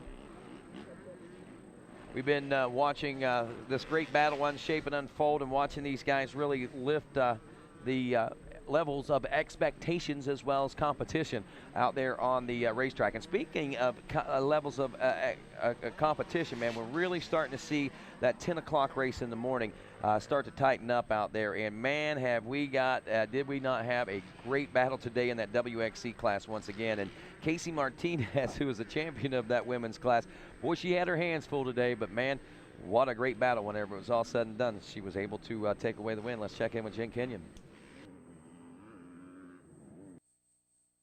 Right, Rodney, a lot of excitement here in the morning race. Casey Martinez, you are the WXC winner once again, 3rd race in a row. Talk about the racing and the track out there. Yeah, this is always one of my favorite tracks. It's hard though with all the lappers for sure, and I got a good start and was first off the line going into the woods, and once we came around off that first lap, then right in the beginning of that next lap, we're into lappers. So it's hard leading and getting into the lappers first because they don't know you're coming up on them. And so now once I get by them, they know like, okay, they're all coming, so they'll kind of get out of the way faster, I feel like. But they did good, and it's difficult. It makes it hard, but it's fun. Now talk about the track conditions. We have some pretty good weather here for you guys. So how was it? Yeah, the track couldn't have been any better. It was really awesome. I mean, it wasn't muddy, it wasn't dusty, so it's just perfect. It was a good race, and I'm happy we were able to get one of these in this early in the year. All right, well, congratulations once again on a good ride. Thank you. Casey Martinez is going to be tough to beat again this year, Johnny, no doubt about it. Man, that women's class, though today may have been not as much competition as we've seen in the past, it keeps getting more and more exciting each and every week. Yeah, you know, there was some battles early in the race. Casey was out front and was able to pull a gap on that first lap and just kind of managed her gap from there. And great ride by her. And there was some torrid battles a little bit further back, you know, battling over those podium positions. Jessica Patterson ended up 2nd, Sarah Baldwin in 3rd, and there was a heck of a battle coming into the finish between Sarah Baldwin and Becca Sheets through the final turns over that final podium position. And you know, it's crazy. You know, women's racing has just stepped up so much over the past few years. And you know, last 2 weekends ago in Georgia, we saw those the 3 top WXC riders were the top overall riders, and today 2 of the top 3 again were women's riders. I think we had Vance Earl worked his way up in there, but Casey Martinez and Jessica Patterson both on the overall podium. So what was it, you said 600 riders in the morning? Yeah. And 2 of the top 3, and I believe 4 of the top 5 were women. Yeah. So you know, definitely kudos to them. Hats off to they're pushing real hard and taking their sport and their craft seriously, and it's good to see the success that they are having. No doubt about that. As we do a quick check of the running orders right now, lap number 6. We are about 2 hours and 22 minutes into this one. As you can see, a little over, missing the 2 there, but that's what that's representing, 2 hours, 22 minutes. Boy, those guys would be pretty upset if they were only 22 minutes and 18 seconds into this. They would feel like they put a lot of energy out there for that. I think I put a lot of energy in for 22 minutes. There we go. We got her fixed. That 2 slowly sliding. It just slid off. We've got a little bit of an issue with our scrolling, but nonetheless, it is 2 hours and 22 minutes. Yeah. So Caleb Russell, Josh Strang, Thad Duvall, Chris Bach, Jordy Ashburn. Also, we got to look here at 6 through 10. Daniel Milner is in that one right now in 6th. Grant Baylor is 7th. Stu Baylor is 8th. Russell Bob at 9th. Ryan Sipes rounding out the top 10. Jason Thomas leading the XC2 Pro Lights. Lane Michael up to second. Trevor Bollinger was third. Looks like a minute separating second and third. Craig DeLong in fourth. Scotty Grills running a good, strong race today in fifth. Austin Lee sixth. Brad Bakken in seventh. Corey Buttrick is up to eighth now. Nick Davis is said to be in the number 9 spot now, as well, he's dropping one position at a time until he only finished 4 laps. Yes. Exactly, because remember, he didn't have to come into the pits and he went back out. So I would say that he may drop all the way through most of the ranks, and looking at times there, he probably will go back as far as at least 19th, maybe as far back as 20th in the class. But regardless, Nick might be able to score just a couple points, and like we pointed out there earlier, Johnny, that could be rather critical whenever it comes to the end of the series and the championship and all that stuff. Now that's in class. Overall, let's see how he's doing. Well, we'll just wait until he checks in. Rodney, I don't mean to break in on you here, but we got Caleb Russell out on the backside of our Talladega straightaway there, and he's on the gas. And after that little tip over, we saw him have. It appears no major setbacks for him. Right on screen there, we see Andrew DeLong, the Rockstar Husqvarna rider, had collarbone surgery a few weeks ago, just days after breaking his collarbone at round 1 in Florida, and has been on the mend ever since then. Talked to him a little bit this week, and said he wanted to come out and cheer on his brother and all his buddies, and he was here yesterday cheering us on for the ATV race, and again today pointing lines and helping everybody out. Yeah, current and defending National Enduro champion, believe, right? Yes, current and defending National Enduro champion, and obviously GNCC contender. He's looking to make that step, wants to get up there and be a consistent podium threat in that XC1 class. Had that setback, was running very well in Florida, broke his collarbone, had surgery that Tuesday, just a few 48 hours after breaking it. He's been on the mend ever since then. Actually, round 3 of the NEPG Enduro Series was supposed to be last weekend, but it was canceled due to inclement weather conditions in Texas, so a little bit of more time for him and also Stu Baylor to heal up those collarbones. Those are the winners of the first 2 rounds of that. Baylor winning round 1, DeLong round 2. And here is DeLong's teammate, Josh Strang, our number 2 GNCC rider from last year, the number 2 rider so far today, and kind of working himself out as this, the second place guy, at least at this point in the season. I'm sure he'd like to be up in there battling with Caleb Russell for that win, but you got to believe that he's working hard and doing everything that he can during the week to close that gap. I think we're going to be surprised at what level that rider achieves by the end of this season. Is that Thad? Yep, that is Thad Duvall with those yellow handguards. He's standing out. Sticking out there, no doubt. And again, man, this is critical, right? Not critical, but this is great. Third place position, even a few seconds down. The thing that we got to, again, take into account, finishing this race and finishing on the box is going to be monumental for him, because he has seen some of the best races again with the worst finishes, and that is injuries here at FMF Steel Creek GNCC. And I told him this morning, I said, I think that the spirits of Steel Creek, they picked on me all night last night, so hopefully they're going to leave you alone today. Hey guys, this is Jen. I made my way over to this back stretch. I'm watching these guys right in front of me, and Thad is on the gas. He's going so fast down these little grass track sections. These are some of the things he really excels in, so he's on it. Wow, so thanks a lot, Jen Kenyon. And, watching it on TV and watching it in real life right beside the track can be, again, a little deceiving, I think. I mean, it looks fast on here, but until you're standing right there and watching those guys go blowing by, especially in comparison to a lot of the other people that you see go by, then you start to see. I think we may have a new 4th place rider, unless we missed Chris Bach up. We're going to cut away. And it's going to be Grant Baylor, guys. Yeah, Grant Baylor has worked his way through.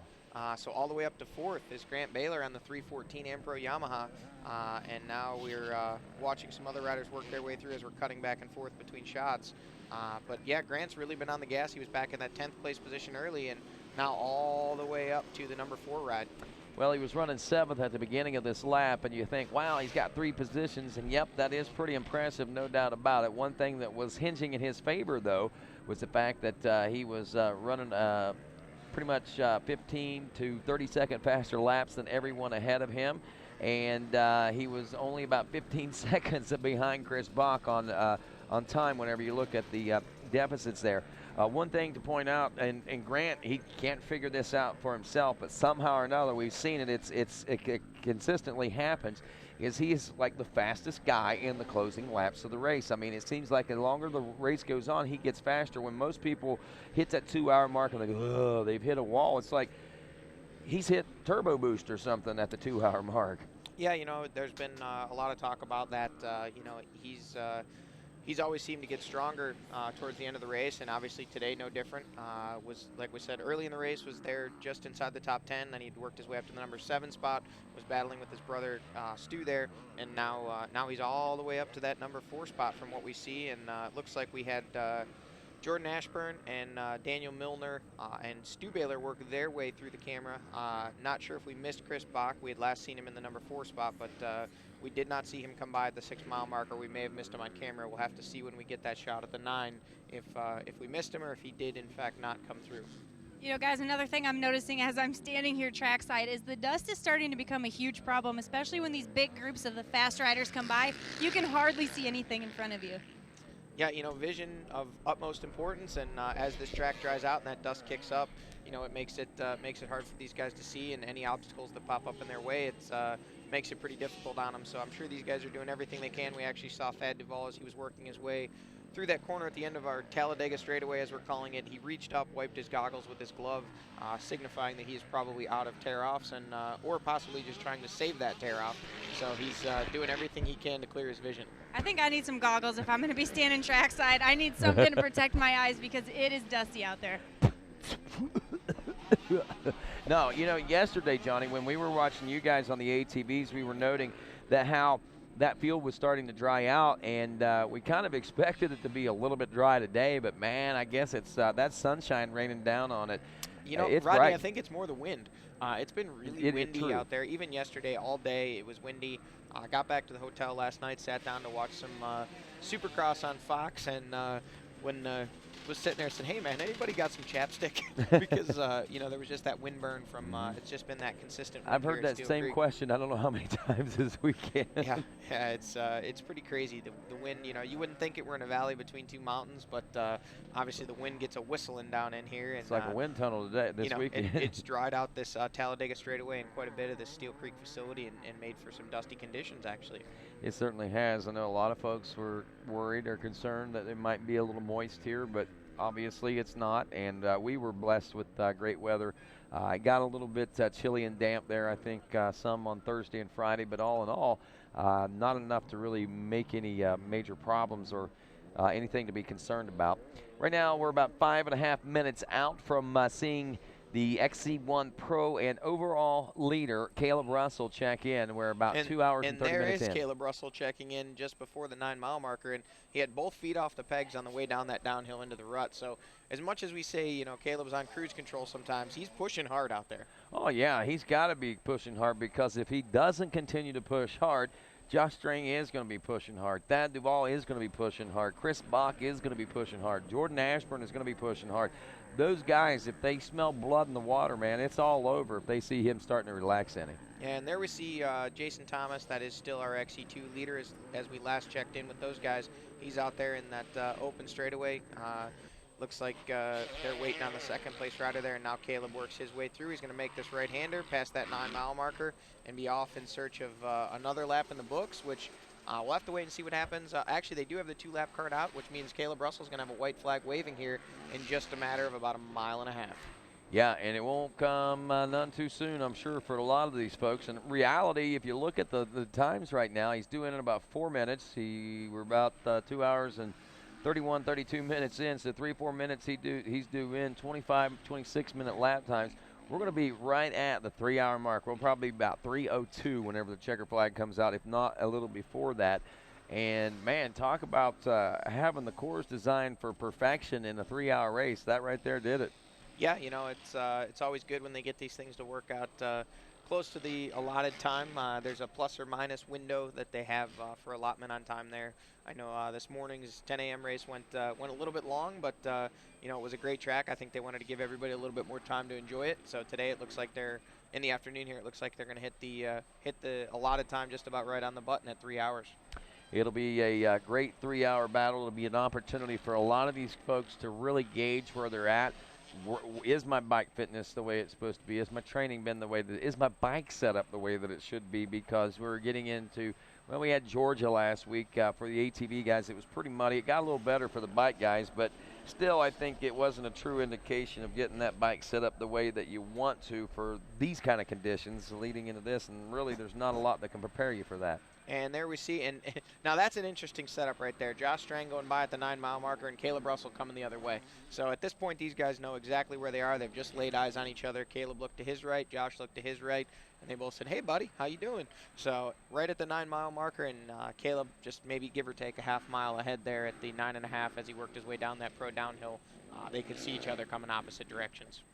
Well, this part's of the limited section of our track that we're watching right now is now yielding, it looks like, that third-place ride. The Thad Duvall, man, he's moving too. You've seen him making up some time. He had to go out, kind of look like a little longer around just to get around that lapped rider. And those are the kind of things, you know, if he'd been able to put the hammer down and stayed straight through there, he might have been able to make up a few seconds. But he did the wise thing. Instead of following that lapper through there and possibly getting hung up with him, he just took the long way around and got really fast on the outside.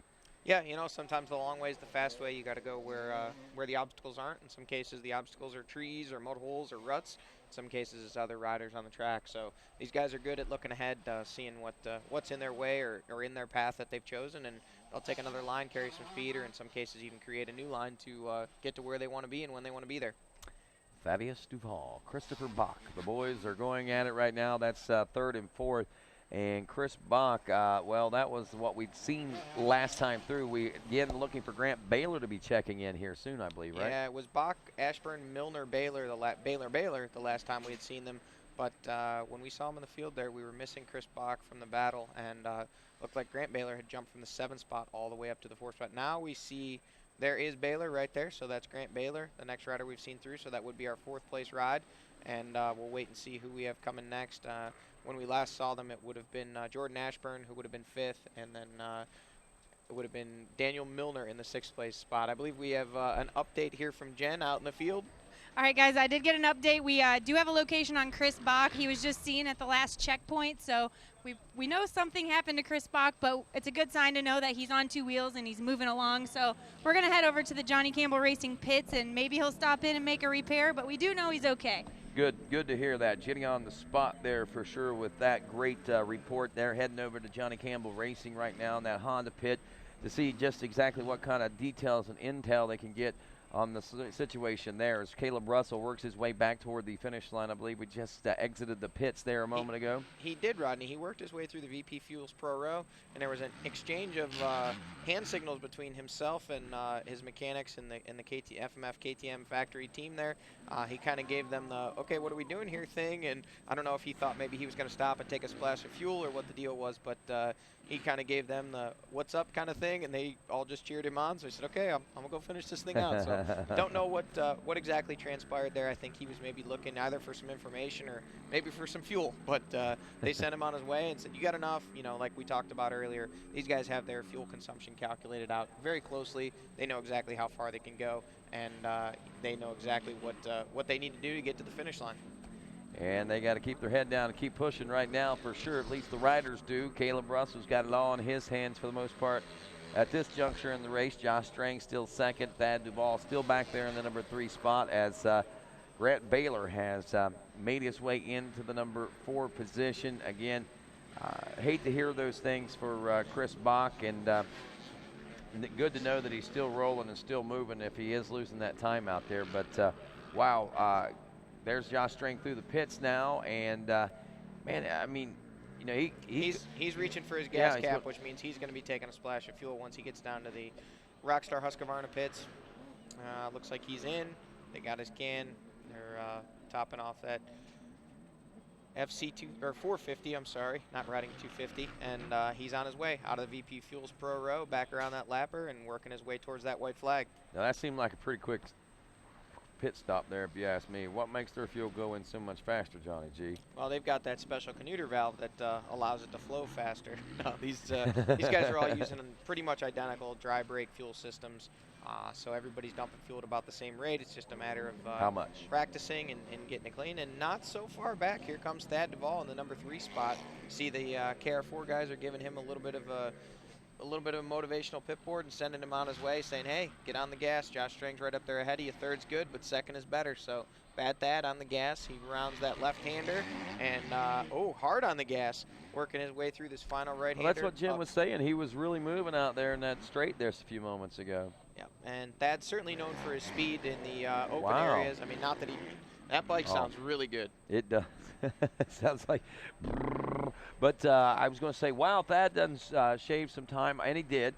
But we got to take into account again that second place ride, Josh Strang, did stop him for a quick splash of gas, so that could maybe warrant that little bit of faster lap that he turned. If we look at lap times, 25:45 right now for Caleb Russell. Wow. 26:24 for Josh Strang and a 26:12 for Thaddeus Duval. Chris Bach back in, we're waiting on that fourth. Yeah, Chris Bach's actually here in the pits. He's missing his visor, which leads me to believe he probably had a pretty hard crash out there. He looks a little shaken out, but he's walking and seems to be okay as far as his body is concerned. So he's stepping off the bike. Looks like they're probably going to evaluate Chris and his bike, and we'll let you know what we get. Well, you get in a situation like this, man, you know that rider is wanting to push, but you being the team manager, team owner, and, you know, the guy that calls the shots over there, you know Johnny's got to take into account, man, the safety of that rider. You're going to look at him and say, are you sure you're all right? Are you sure you want to continue? And they'll talk about it, and then Johnny will either say yay or nay. Yep. You know, they'll make that decision based on his safety and well-being and exactly where he's at. We see all of the NFAB Yamaha riders are working their way into the fuel. There we see Grant Baylor came in, got a splash. He's already on his way. Jordan Ashburn now, that would be fourth. Ashburn is fifth. Milner is sixth. And they all came in and took a splash of fuel as they come to get the white flag and head out for their final lap of racing here today. Well, that's something that and there's Stu Baylor. So we had anticipated that perhaps he had lost a little bit of ground, you know, but he is right, in fact, in that battle there for, I guess that would be fifth, sixth, and Stu sitting in seventh. So, you know, Stu still has a potential to get up in there for a fifth place position if he can get out of the pits quickly and back on the gas. And there we see Ashburn checking in through the finish, Milner just behind him, and again, there's those two teammates. So we have Grant Baylor in the fourth place spot, Jordan Ashburn in fifth, and Daniel Milner in sixth. And there's that pretty much that entire NFAB Ampro Yamaha squad nose to tail pushing each other there late in the race. That's a great place to have each other and be able to do those kinds of things for sure. And right now, again, I'm pretty impressed with Stu Baylor and his riding. Remember, he's the one that said that third hour was going to be his struggle. Here we are at about 2 hours and 40 minutes or so into this race, and though Stu may not be riding at the same intensities and speeds that he was a couple of laps ago, he's still running within a minute or so of those lap times. And over the course of, what, a 12-mile course or whatever this is out there today, that's actually doing pretty good, I think, even for knowing that you're out of shape, knowing that you're not bike fit, knowing that you got steel in where your collarbone used to be. Yeah, you know, he's doing very well, and certainly you know, a great starting point for him. You know, you got to kind of get back on the racetrack to figure out where you're at with your speed, your fitness, you know, and obviously bike setup and all that stuff. I mean, he hasn't even raced this 450 machine yet in 2015. You know, he raced the 252 stroke last year in the XC1 division. This year he is racing that 252 stroke in the Enduros, but here at the GNCCs he opted to go with the bigger, a little bit more powerful 450. Seemed excited about it before the season, then with the injury, had to sit out the first two rounds. So this is really the first he's had this machine out under race conditions. So in my opinion, I would consider this a successful first outing. Oh, yeah. You know, late in the event here, running seventh, still has an opportunity to move a couple spots forward if he can put in a strong final lap here, and maybe a little bit of luck falls his way. And one guy looking for some luck to fall his way, Josh Strang, as he works his way past the 2-mile marker. You know, he's got to be in his mind, you know, happy with these second place rides, and you know, it looks like if he can keep it on two wheels and keep pushing, he's got a little bit of a gap on Thad Duvall in third, but he takes a look over his shoulder just to make sure that isn't Thad's bike that he hears, and it is in fact a lapper. So we'll wait and we'll watch for Thad Duvall to come through, but you know, Strang certainly and there's Thad Duvall in the third spot.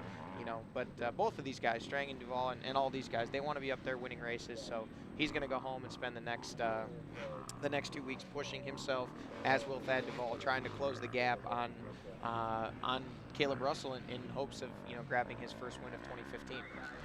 Well, I'll tell you right now, watching this one, we are heading towards checkers right now, about 20 minutes or so out. If you haven't tweeted your podium predictions yet, friends, I would suggest you go ahead and do that. Who do you think is going to take first, second, and third there? And regardless if you're right or wrong, we still get to enter you into a drawing if you hashtag it GNCC Live. You know, Rodney, this might be the first time that you and I didn't give our predictions, or I at least know. I didn't. And I think it's a little late for us to jump on the bandwagon now. So the folks at home, you guys still can get on board and tweet your podium finisher predictions to GNCC Live for a chance to win $250 in Amsoil products.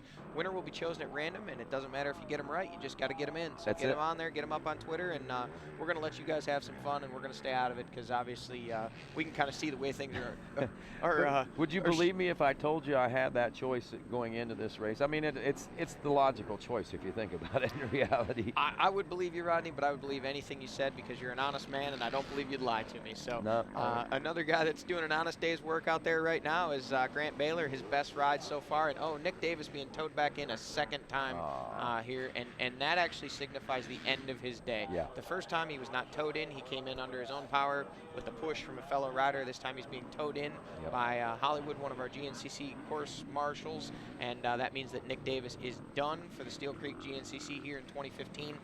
He will be, his day ends, he will score no points. Well, I'll tell you what, that goes to show you that old Fred knows what he's talking about, man. I'm sure he was happy and excited to see that Nick Davis got back out there, but I think Fred could tell that something catastrophic was wrong with that.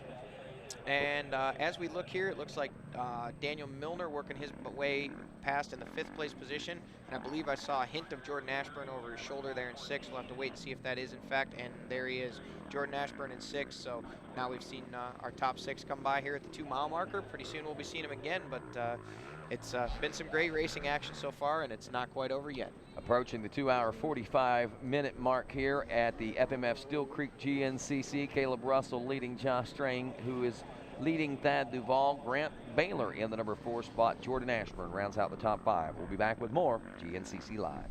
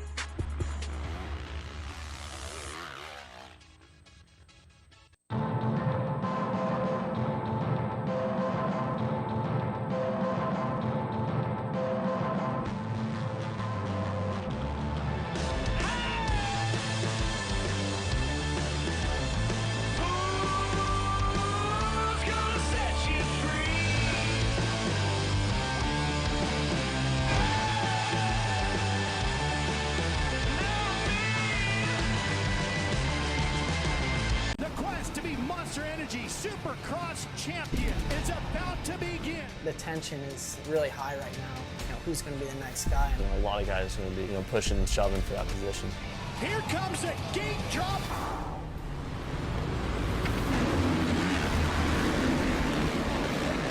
Making his way through the rhythm section, takes it on. He's going to take one last shot.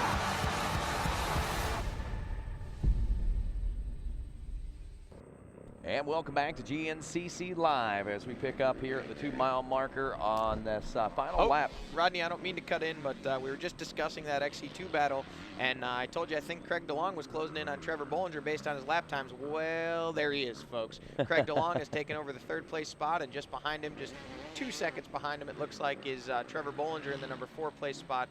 We did have Jason Thomas check in as your leader, Lane Michael solidly in 2nd, but Craig DeLong has worked his way up into a podium position as they enter into this final lap of racing. 1,572 riders, Johnny Gallagher. I can remember when that would be a record, you know what I'm saying? Yeah, 1,572 unique riders. Entries here at the Steele Creek GNCC. It's a great facility. North Carolina is a great racing state. This entire part of the country is a just driven for speed. Charlotte not far away, and everybody loves to go fast, even Ricky Bobby. So these guys are they're out here going fast today. 1,572 of them between yesterday and today. So those of you who are at home and wondering what is in fact the largest off-road racing series in the world, wonder no more. Week in and week out, it is in fact GNCC Racing. And you know, you hear these stories all the time of people saying, well, this series is down or this series is growing. Folks, there's no question. If you want to race the best, you want to race the absolute premier off-road series in the world, it is Grand National Cross Country Racing. And we say thanks to Amsoil for helping bring this all, along with Maxxis Tires, our presenting sponsors, and all the great folks that help make it possible. It couldn't be that done without them.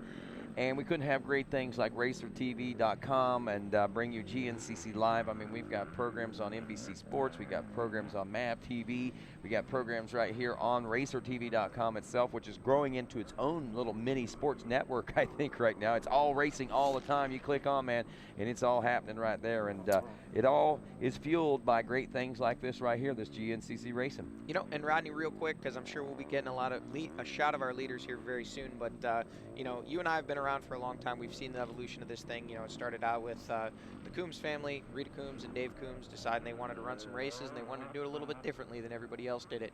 And from the very beginning, it was a great thing, and they put on some great races.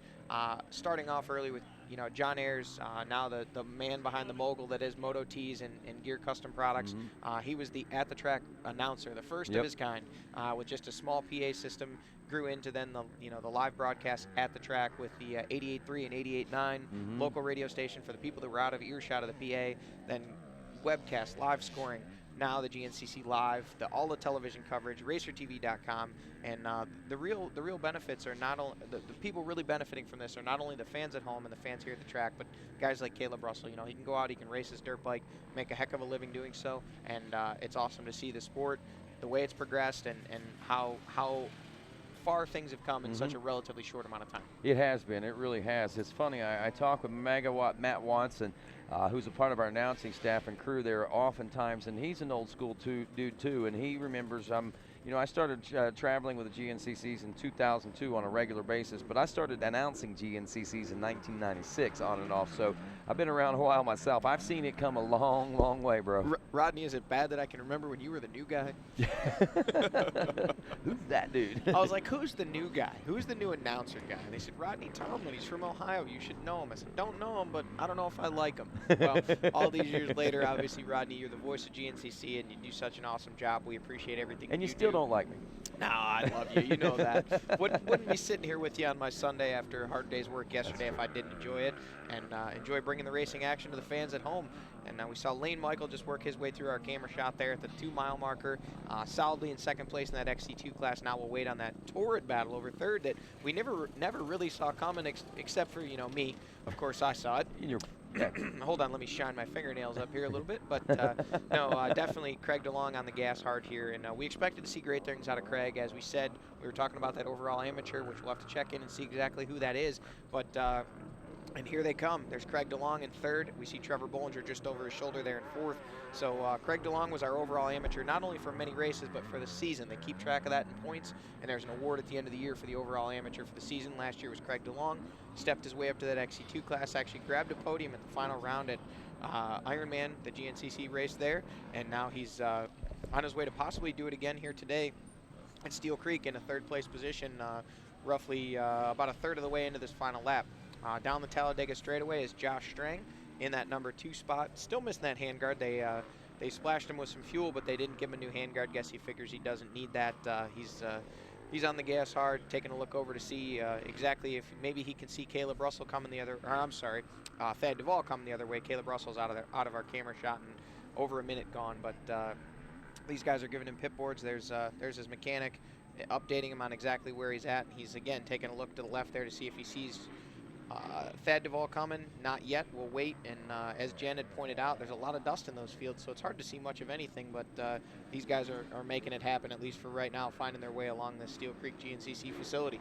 No doubt about that. And we were talking there moments ago about top amateur and comparing. Look at that. There's Thad Duvall. Dude, Thad Duvall, man. A little earlier than expected. Wow, man, he's picking up some pace out there. And Jen was talking about, and we heard it whenever he came through, man, he does sound like he's riding with a fury right now. But our top amateur right now is 21st place, 250A class rider, the 412 of Mark Horesco out of Pittsburgh, Pennsylvania. So it looks like that these guys have got it going on.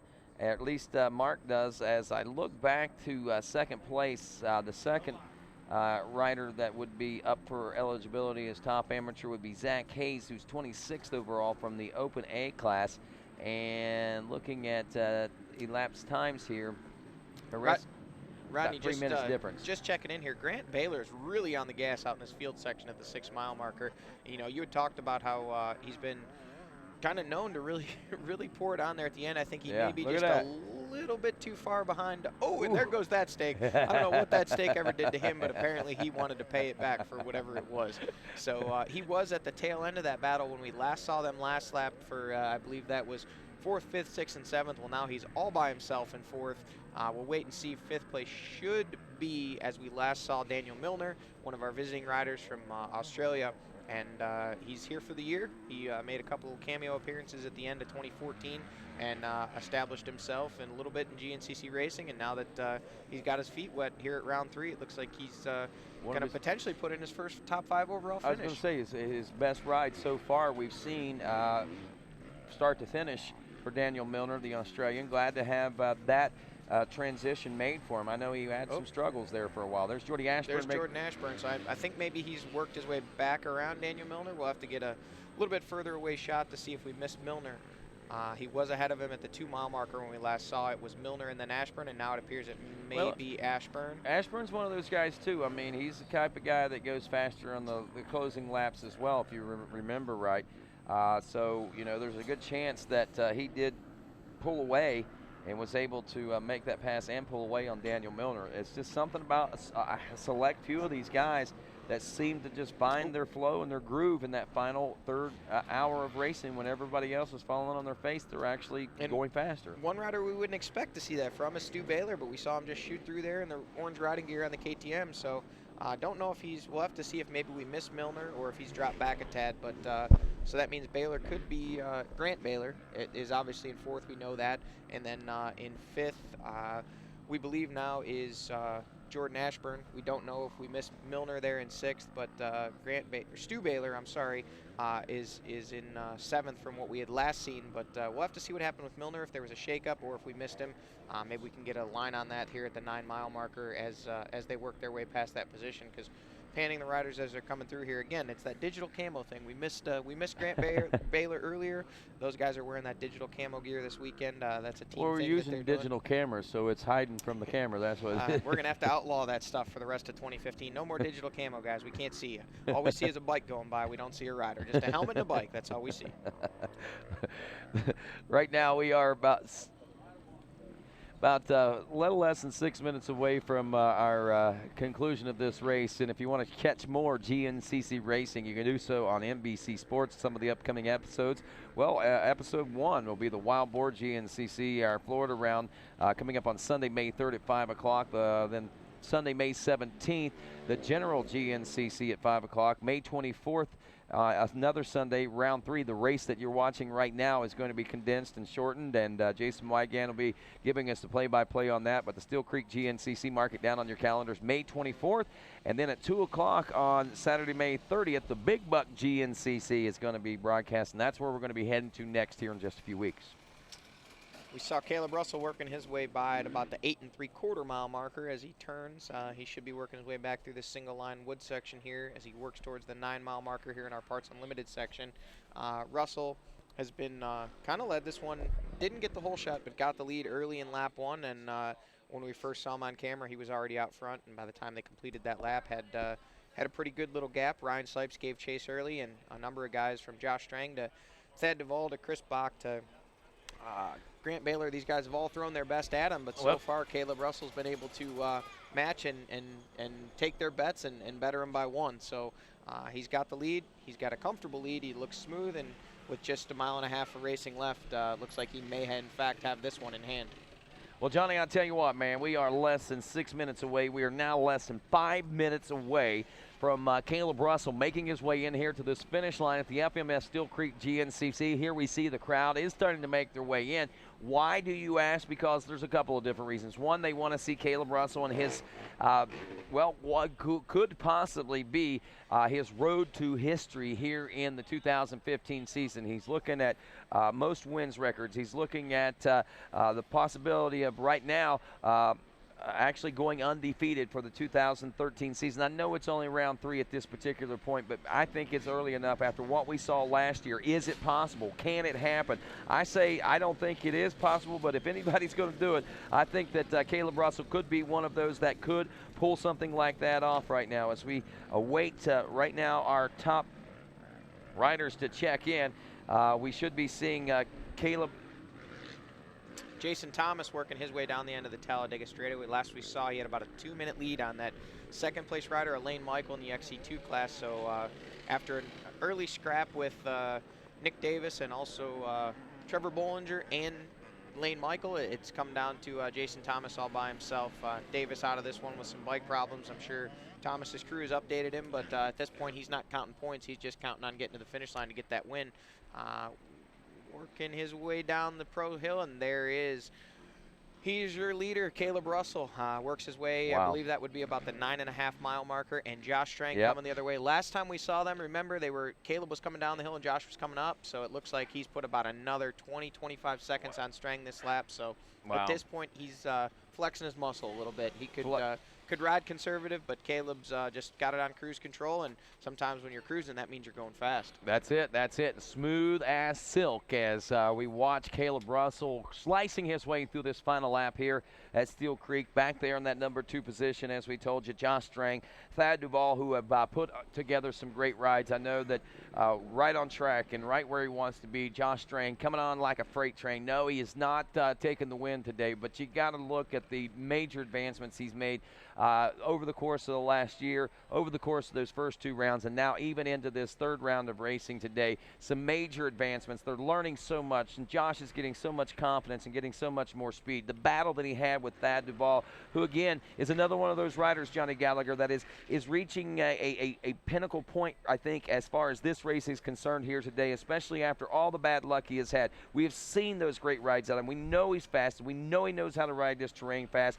But again, there he is, Thad Duvall working his way past the 9-mile marker. Always seeming to find some way or another there earlier in the race to have things come up and bite him. But I think today it's looking like Thad Duvall is going to take this one on home to the podium position finish. And like we said earlier, Johnny, it may not be the win that he's searching for. It may not be the win that he's wanting, but it is the win personally that he beat Steele Creek and that he was able to come out of here healthy and looking strong into the Big Buck GNCC, which for so many riders seems to be a place where they excel. And I think that's a place that we could see Thad Duvall excelling once again. But you got all those other riders that are capable of doing it too. So who's going to be able to rise to the occasion in a few weeks? But right now, this is the occasion we celebrate the FMF Steele Creek GNCC. As we watch now, we are just over 3 hours. We estimated, what, 3:02, 3:03 or so, and it may be a little bit longer than that, but we watch. Now, Rodney, you hit the nail on the head. 3:01:13, and here comes Caleb Russell.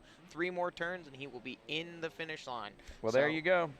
Caleb Russell making his way into the Amsoil sweepers now as he is caught in amongst some of that lap traffic. But there you go, ladies and gentlemen, your 2-time and defending GNCC motorcycle champion, now your FMF Steele Creek GNCC winner for 2015, Caleb Russell, taking the win, both hands off the bar. That's a celebration right there, just because, yep, we did it. That's another one in the history books, and that's another step toward history. You know, folks are going to start asking soon, when is Caleb Russell going to take this ride and this perfection that we are watching here week after week on the World Enduro Circuit, man? I mean, I got to ask myself, you know, is he the first American great hope or one that we've got to win a world title? If he keeps riding like this and capturing this championship, who knows what the future holds for Caleb Russell?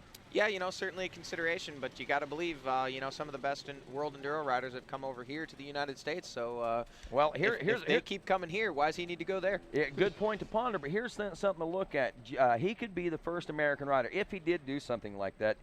Looking at the big picture, he does so well at ISDE. If he could end up winning one of those, And if he could end up winning a World Enduro Championship, which I think both are very possible if he goes and puts his mind to it, he could be one of only 3 riders that have performed the trifecta, and he'd be the first American rider to do so, which would be a World Enduro Championship, which would be an ISDE Championship, and a GNCC title. That is the world, I think, trifecta as far as championships are concerned.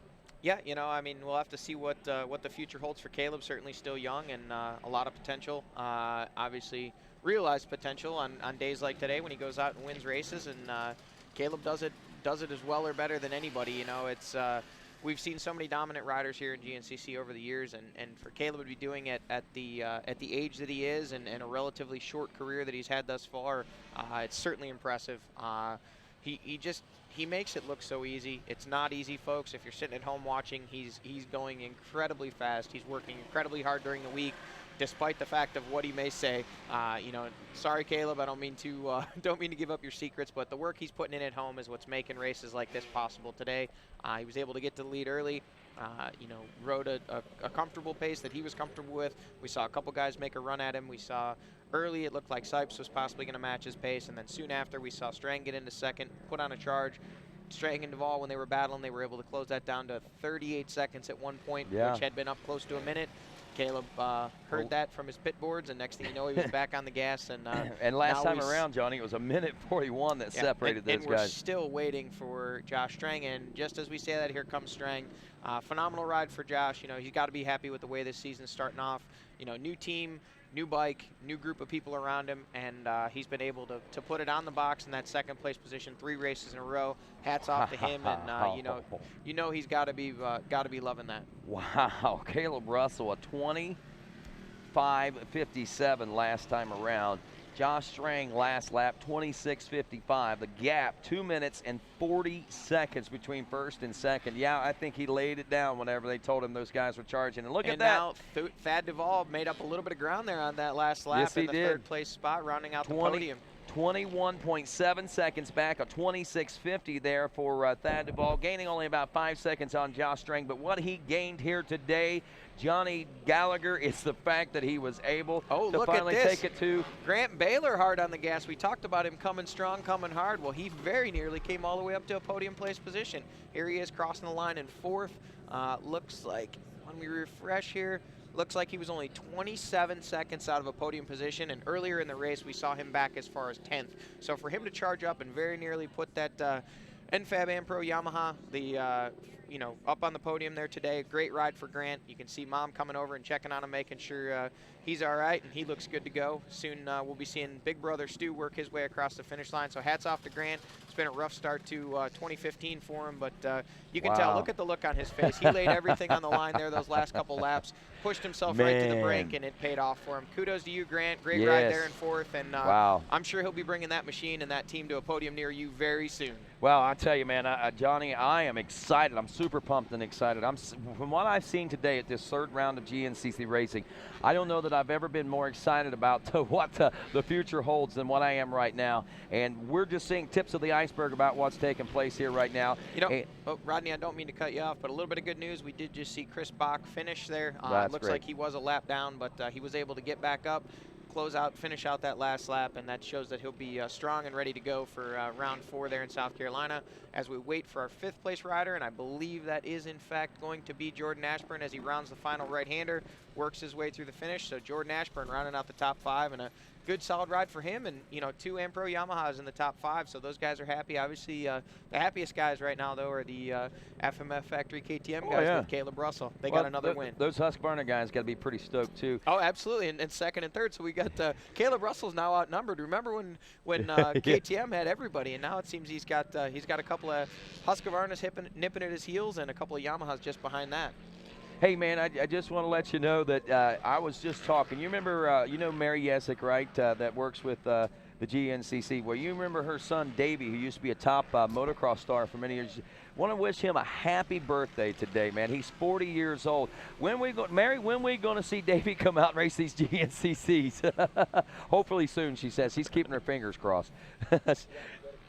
And with that right now, Johnny, we look at this right now. We got our top 5 in, 6 overall right now, as a matter of fact. And 7, actually. Milner worked his way across the line as well. So it's Russell, Strang, Duval 1, 2, and 3. Grant Baylor in 4th. Jordy Ashburn in 5th. Stu Baylor holds on for 6th place, folks. And back in that number 7 spot is Daniel Milner. We're looking for the rest of the crew to check in just a few moments, and we'll be back to sort that all out when GNCC Live continues.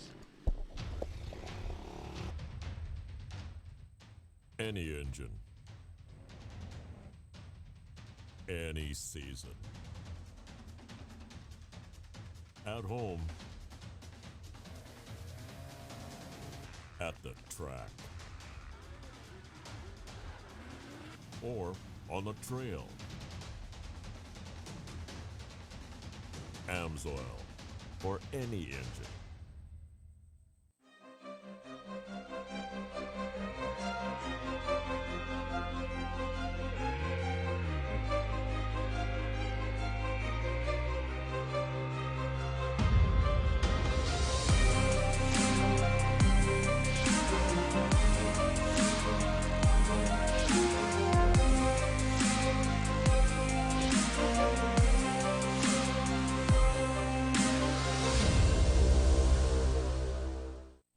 The Sunstar Work Z rear sprocket is made of stainless steel, making it 3 times more durable than a standard steel sprocket.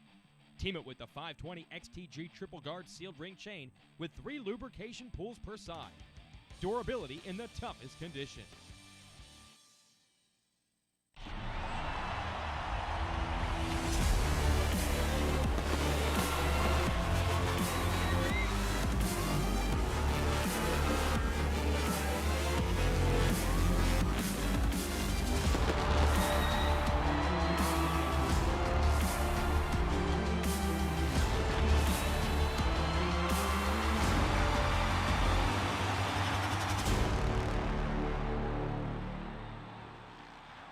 This RacerTV.com live broadcast is brought to you by Amsoil, the first in synthetics. By RockyMountainATVMC.com. Get ready. And Maxxis. Find your flow. And welcome back to GNCC Live as you get a good shot of those, look at that, nice looking event souvenir shirts from right here at FMF Steele Creek. And I know they're getting thin down there on the shelves, but folks, you can certainly pick yours up by going to GNCCRacing.com on the World Wide Web as we take a look at a Rocky Mountain ATVMC.com leaderboard. Caleb Russell once again taking the overall win with Josh Strang in 2nd, and though it's the 3rd place position on the box right now, you almost have to say it's a personal victory today for Bad Thad Duvall to get up there on that box as the number 3 spot. So he takes a high 5 from Jen Kenyon, Grant Baylor in 4th, and Jordy Ashburn in the number 5 spot. So folks gathered around the podium down there right now, put your hands together for that rider right there and welcome him to the podium, a place he's been trying to get, Bad Thad Duvall. Look at that, and that's a nice looking trophy they got going on down there as well. And we're waiting right now to get the rest of our riders, I believe, up on the podium. And Jen is working with that and talking with that and certainly congratulating him on a job well done as we check back into that XC2 class a little bit for you to give you an idea of what's going on. Riders or leaders are due in still. They have not crossed the finish line. Jason Thomas, Lane Michael. And there is Jason Thomas making his way into the finish line right now as he captures the win. And not only will this be a win for Jason Thomas, but with the bad luck, the misfortunes of Nick Davis, that should put Jason Thomas into the points lead of that one. He had about a 2-minute lead over Lane Michael, who has, wow, been coming on strong as of late, and we've seen that kid starting to blossom as well. Craig DeLong and Trevor Bollinger back there in the 3 and 4 place positions, and that one far, far from over. As we look onto the podium there, we see that Caleb Russell in the number 2 spot and Josh Strang in the Caleb Russell in the number 1 spot, then the number 2 of Josh Strang in the number 2 spot as Jen Kenyon hands out the awards there to the top 3 overall. Let's once more put our hands together for our top 3 overall. Caleb Russell, Josh Strang, and Thad Duvall. That's right, folks, and you know this is a mirror image of our podium last round at round 2 at the General GNCC. Thad Duvall, you were in that 3rd place position. You guys were battling once again all afternoon. Talk about your day out there. It was good. You know, I got off to a pretty decent start and kind of picked some people off, and then I think I was like in fourth, and I knew Strang would be coming. I seen him fall off the start, and I just tried to keep with Caleb, and Caleb got around Ashburn, and then got into the lead, and I kind of got stuck behind Ashburn and Sipes, and Caleb just kind of checked away, and you know he's riding really, really good, and I need to find something a little bit more speed to keep up with him, but it was good, and you know about halfway through the race, I lost a little bit of motivation. I don't know, Strang caught me and passed me, and just wasn't feeling it, and you know I let him by, and I knew if I kind of rode with him, maybe I could get my motivation back up, and you know I started trailing him, and I could stay right with him. So I was like, all right, man, this is good. I can keep up with Strang, and you know we had a pretty good battle. We stayed pretty close, and then he pitted, and I got around, and just I made a mistake with a lapper, and he got back around, got some time on me, and then I fell again, and I think one time it was like 40 seconds, and the last lap, I just put my head down. You know, I had a lot of steam left, and just I think I got it down to like 15 seconds at one time. And you know, like from the 8-mile mark around, I'm like, you know what, it's okay. You know, third's good. And you know, I didn't feel very comfortable today. I just really rough, and just this place has never been really good to me. So I'm stoked to be on the podium right now. Well, that was going to be my next question. We've never really known Thad Duvall to back down and take a consistent finish, which is what you've done here this season. Is there a little bit of a change going on with you where you're finishing races, especially here at Steele Creek? Yeah, you know, there was a point in the race where I told myself I needed to back down. I was way out of control, and I knew if I kept that pace, I was going to crash. And I don't know. I need to be consistent this year, and I want to be there every weekend. And you know, if it takes third or second or first, you know, I'll be happy with whatever I get. All right, well, so far 4.33 is pretty consistent. A way to start the season. Thad, who would you like to thank for getting up here? Definitely Rocky Mountain ATV MC, KR4, Amsoil, Max's Tires, Pro Circuit Pipes, WRP, Scott Goggles, Fly Racing, just the whole KR4 Arrive and Ride team. You know, they've really stuck behind me this year, and they've given me the resources to go out and try to win races. And you know, Fred, definitely Fred. You know, I got to give a big thanks to the Husqvarna USA. This past 2 weeks, I roasted a motor in Georgia, and you know they stepped up and really helped me out with a lot of parts. And you know, DQ, he's like my mechanic now. You know, Dad, it's tough on him. You know, Dad works on my bikes a lot, and you know, DQ, he rebuilt the motor this week and got it back to me real quick. And you know, if it wasn't for them two, I wouldn't be up here. Definitely my mom. You know, she's had the flu all weekend. She's still here. My fiance Maggie, and just everybody out there. Man, the fans here in North Carolina are so crazy. They're just strung out all over the track, and I really appreciate you guys cheering me on. All right, guys, that is bad. Thad Duvall, he's going to take third place overall here at the FMF Steele Creek GNCC, and right here is somewhat of a hometown guy. So let's hear it for Josh Strang. Josh, I guess after a while we can say you're a North Carolina guy. You know, you moved here from Australia, and this is your home now. So talk about how good it feels to be up here on the podium in front of these hometown crowd. Yeah, I'll claim North Carolina as a home. It's an awesome place to live. I love coming to Steele Creek. Yeah, and like Thad said, the fans here are crazy. I think it's close to Ironman. I have a feeling these guys get into it a little more and get behind us. So it's always good to put on a good show for them. All right, so talk about your day out there. It sounds like, were you the guy that crashed there on the opening lap? Yeah, I got taken out on the hill, so a little disappointing. Some of the guys think that the race is won in the first couple of turns, so it's a little silly. None of those guys are on the podium here, so it's frustrating to go down that early. But the track was fun. It was rough. I put my head down after the fall and caught up to these guys, and once I'd caught the front, Caleb was already out gone, so disappointing, but it was a good ride. Rockstar Energy Factory, Husqvarna Racing has got another awesome setup this weekend, so I can't thank those guys enough. And then just talk about your battle with Thad there at the end. He said he lost a little bit of steam, but it seems like you guys were back and forth, but what was it that kept you going there at the end? I don't know. We had a good race there going on today. So once I caught him, he picked it up a little bit, and we raced for a bit. And I think we caught Caleb when he gassed, and then we had to gas, and he got back out. And then I figured if we were together, we might be able to pull back some time on him, but Caleb's riding solid again today, and we had a little battle there, and I got away towards the end, so it's fine by me. I didn't have to push all that hard towards the finish. All right, well, you're definitely consistent this season so far. Those second places, I know you want to be right there in the center, but who would you like to thank, Josh? Yeah, the first loser so far this year, but I mean, Rockstar Energy, Husqvarna Factory Racing, Expert Moose Racing, City, everyone for coming out, Cody, Joey, for wrenching on the bike and get it up to standards. We had no front brake issues this week, so it was really good, and look forward to a big buck in a couple weeks. All right, that's Josh Strang for you right there, second place overall. And this guy right here in the center of the podium, you just can't get him away. That's Caleb Russell, our two-time GNCC champion, today's FMF Steel Creek overall winner. And you know, it's pretty cool. FMF made these really cool custom trophies. I hope you can all see them up here. They're custom made just like all of their products, and it's really cool. They're the title sponsor of this race. They're a sponsor of yours, Caleb. So talk about the day out there.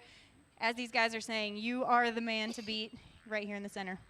Yeah, it was, you know, the track was awesome, first off. The dirt was perfect, and it had good lines, and you know, it was just ended up being a great day of racing. I got out to a decent start, and Josh went down, and I had to jump over his rear wheel, so I almost kind of got taken out in that ordeal too. But yeah, it was a little bit of a cluster going up that hill, and I was trying to get around Sipes and Ashburn, and I got around him pretty quick.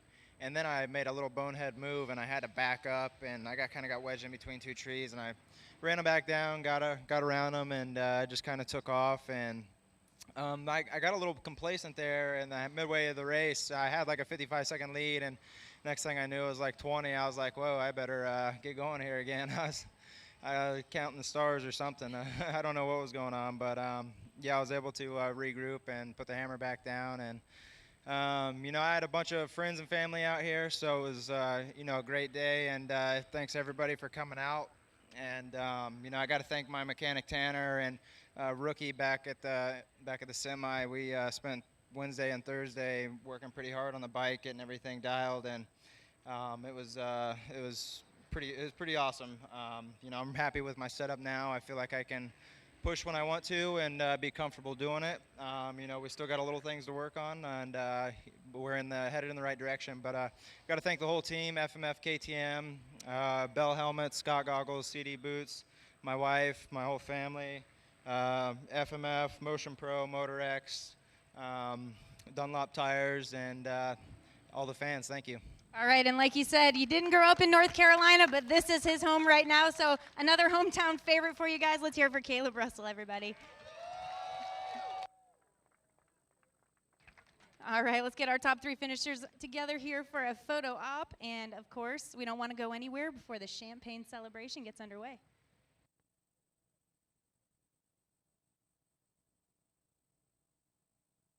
Well, there you have it, folks, your top three overall. Show them the love. They put on a great show once again here today. Thad Duvall in second, Thad Duvall in third, Josh Strang in second, and Caleb Russell, your FMF Steel Creek GNCC champion. And now we come to the part of the celebrations that these folks all look so forward to. And, of course, what we like to say here in the GNCC Racing Nation, to the victor goes the spoils.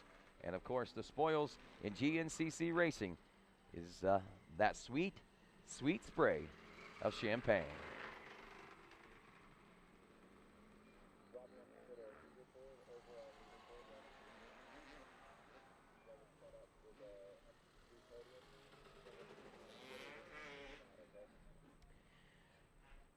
Well, there you have it. The celebrations winding down there on the podium for the XC1 class. We got the XC2s coming up here in a moment as we take a look at our RockyMountain.com, RockyMountainATVMC.com leaderboard there. The top 10 are Caleb Russell, Josh Strang, Thad Duvall, Grant Baylor for fourth, Jordy Ashburn in fifth, Stu Baylor, an amazing ride for sixth place. Daniel Milner, also a great ride for him in seventh. Former National Enduro champion there, Russell Bobbitt is eighth. Jason Thomas, the XC2 Pro Lights class winner today, ends up in ninth. And second place in the XC2 Pro Lights class, Lane Michael, rounded out your top 10 overall here at the Steel Creek GNCC.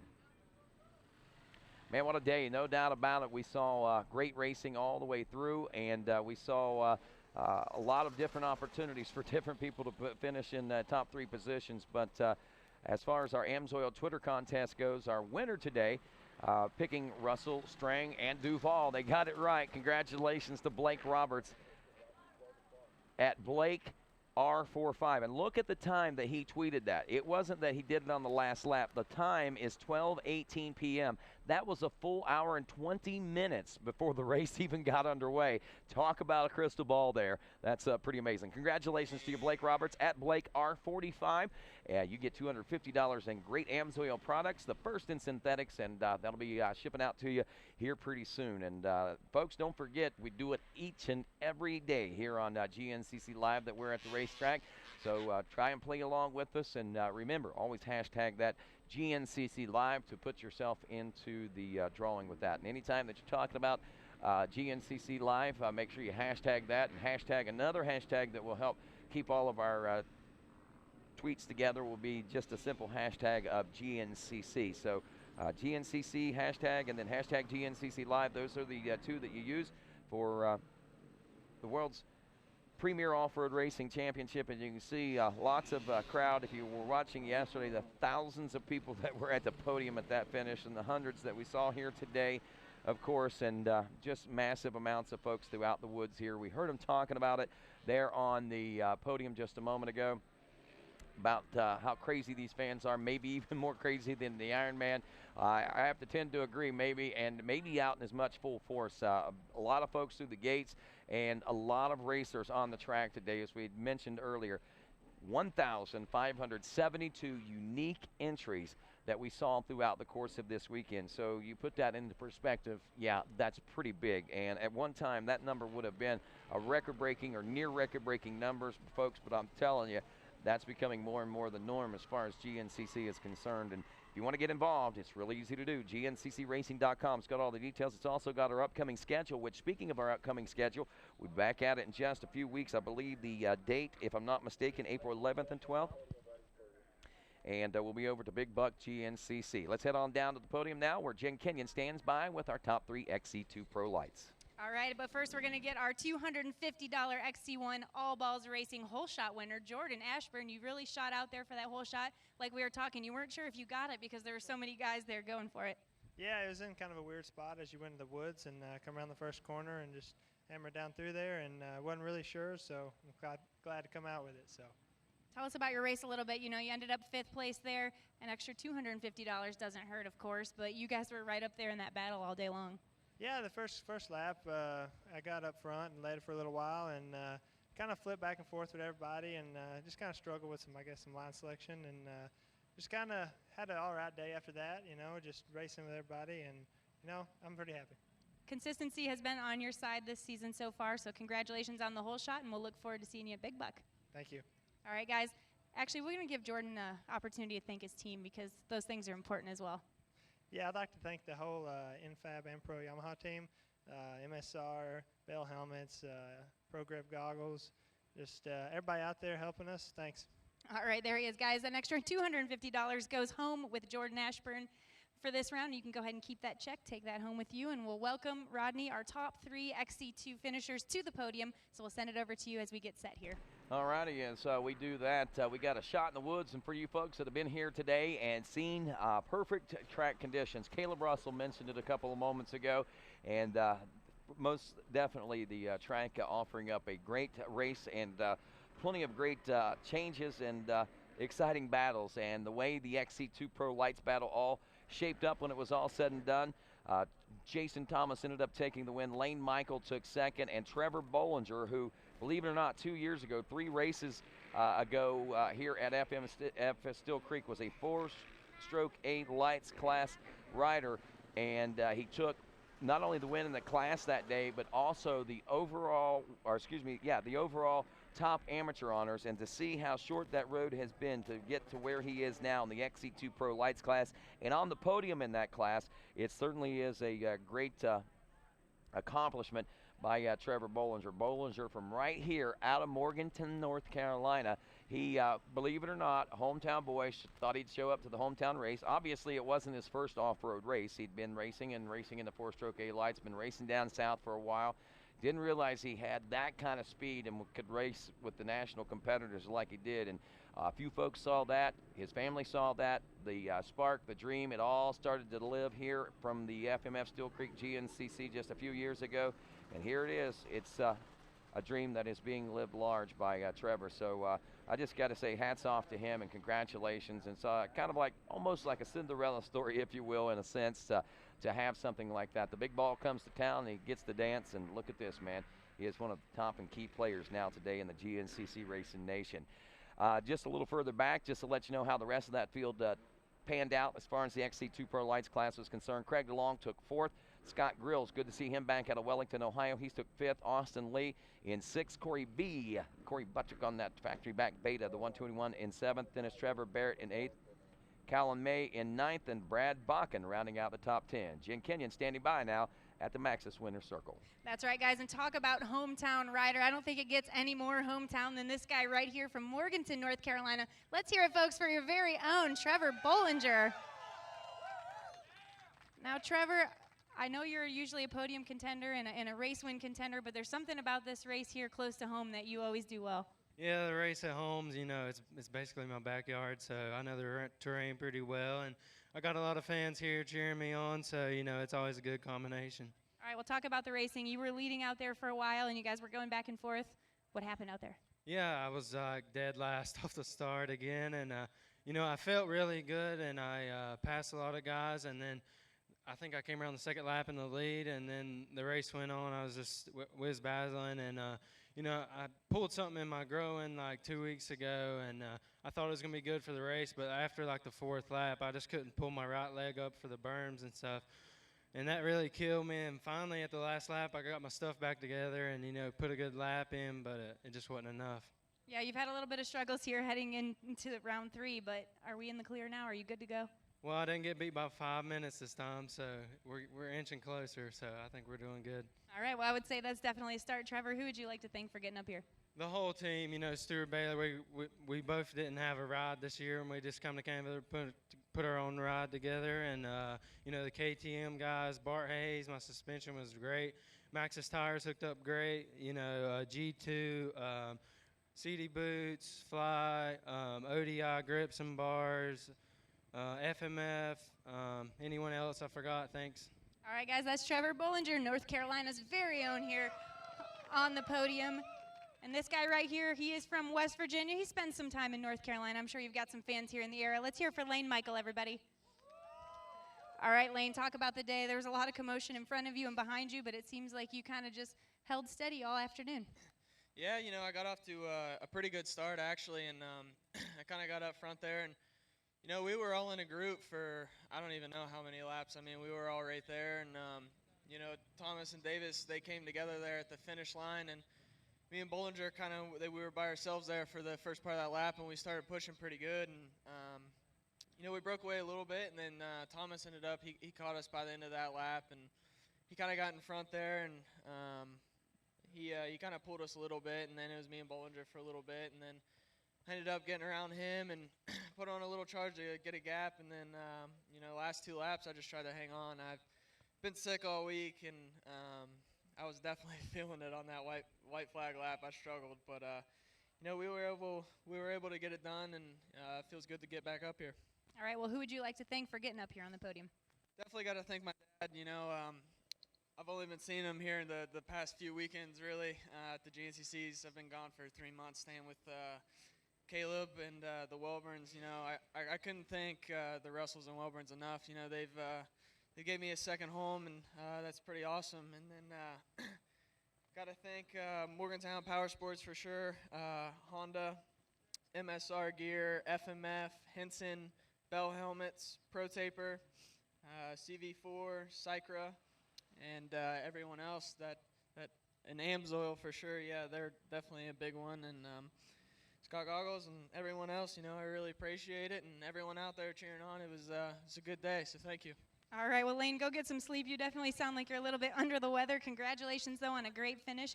And let's hear for this guy right here in the center of the podium for the second straight round. It's Jason Thomas.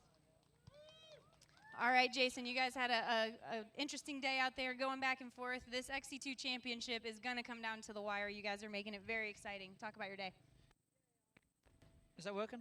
Yeah, I got the whole shot, and I led, and I got arm pump real bad, and these kids caught up to me, and that kind of loosened me up a little bit, and then I caught them back up in a lap there and got to the front, and you just started riding smooth and started pulling away, and just felt good, yeah. Talk about the track out there. There was a lot of lap traffic, it seems like, and it got very rough talking to some of the guys. You know, how was that final moments coming into the finish line? Was it difficult, or were you just on cruise control? Yeah, the track got really square-edged and big bumps, and you had to be careful. I mean, if they were closer and we were all racing together, I think it would have got sketchy, but obviously I was out front, and I was able to pick my lines real easy and just ride a smoother track, and you had a pretty big lead at the end there and just rode it in. So that's the first time I've ever gone 2 in a row in XC2. So, you know, that's pretty awesome. So looking forward to the next round. Yeah, I can see it definitely puts a smile on your face. And I'll have you also hold up this $100 XC2 hole shot courtesy of Hot Cams. I don't know the last time you've gotten one of those as well. Yeah, it's been a long time since I got a hole shot for sure. I can't even remember. Maybe when I was on a Yamaha years ago. But yeah, it's nice to get one of them as well. So yeah, looking forward to keeping the year rolling. All right, well, who would you like to thank for getting this one, Jason? I'd like to thank Dirtwise Riding Schools and DVDs, Maxxis Tires, Climb Technical Riding Gear, SRT Products, the whole Watts family for all their help and support, and my mechanic Wombat and all the guys out there cheering. Thank you. All right, that's Jason Thomas, everybody. Let's hear it one more time. Your XC2 Pro Lights winner here at the FMF Steele Creek GNCC. And Jason, it is now time, maybe first for a photo, then the champagne celebration. Well, they get things in order down there at the finish line podium as the celebrations wind down here for the XC2 Pro Lights. Ladies and gentlemen, put your hands together for XC2 Pro Lights top 3. Trevor Bollinger in 3rd. 2nd place, Lane Michael, and your winner, Jason Thomas. And now the part that all these guys are always looking for, the sweet, sweet spray of champagne. To the victor goes the spoils, we always say, and that is the spoils of GNCC Racing here at the FMF Steele Creek GNCC in all 13 rounds of this world-renowned championship series. Our upcoming live shows, don't forget, Saturday, April 11th, Big Buck GNCC ATV, followed by about, I believe, 4:30, 5 o'clock later that evening, the Big Buck GNCC UTV race. And then, of course, that following Sunday will be the Big Buck Bikes GNCC. Again, mark it down on your calendar, April 11th and 12th. I believe that's 2 weeks from now. We got next weekend is April 5th. That is Easter. We're going to take a break here in the racing world, and then we'll be right back at it that following week. And, you know, looking at some of that beautiful scenery, we talk about Steele Creek being some of the, well, one of the most picturesque on the tour, being in the foothills of the Blue Ridge Mountains. I think you've seen by a lot of the shots here that we've got that we're telling you the truth.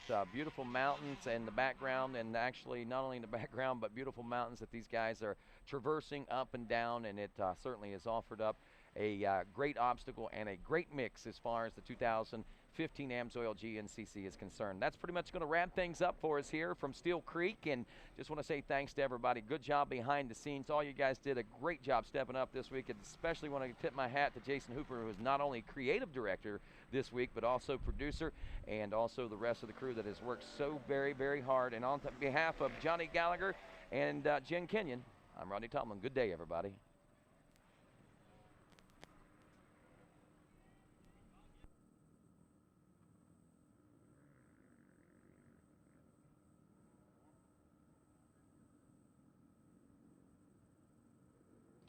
All right, folks, here we are with Mark Horesco, today's overall amateur 250A winner and 16th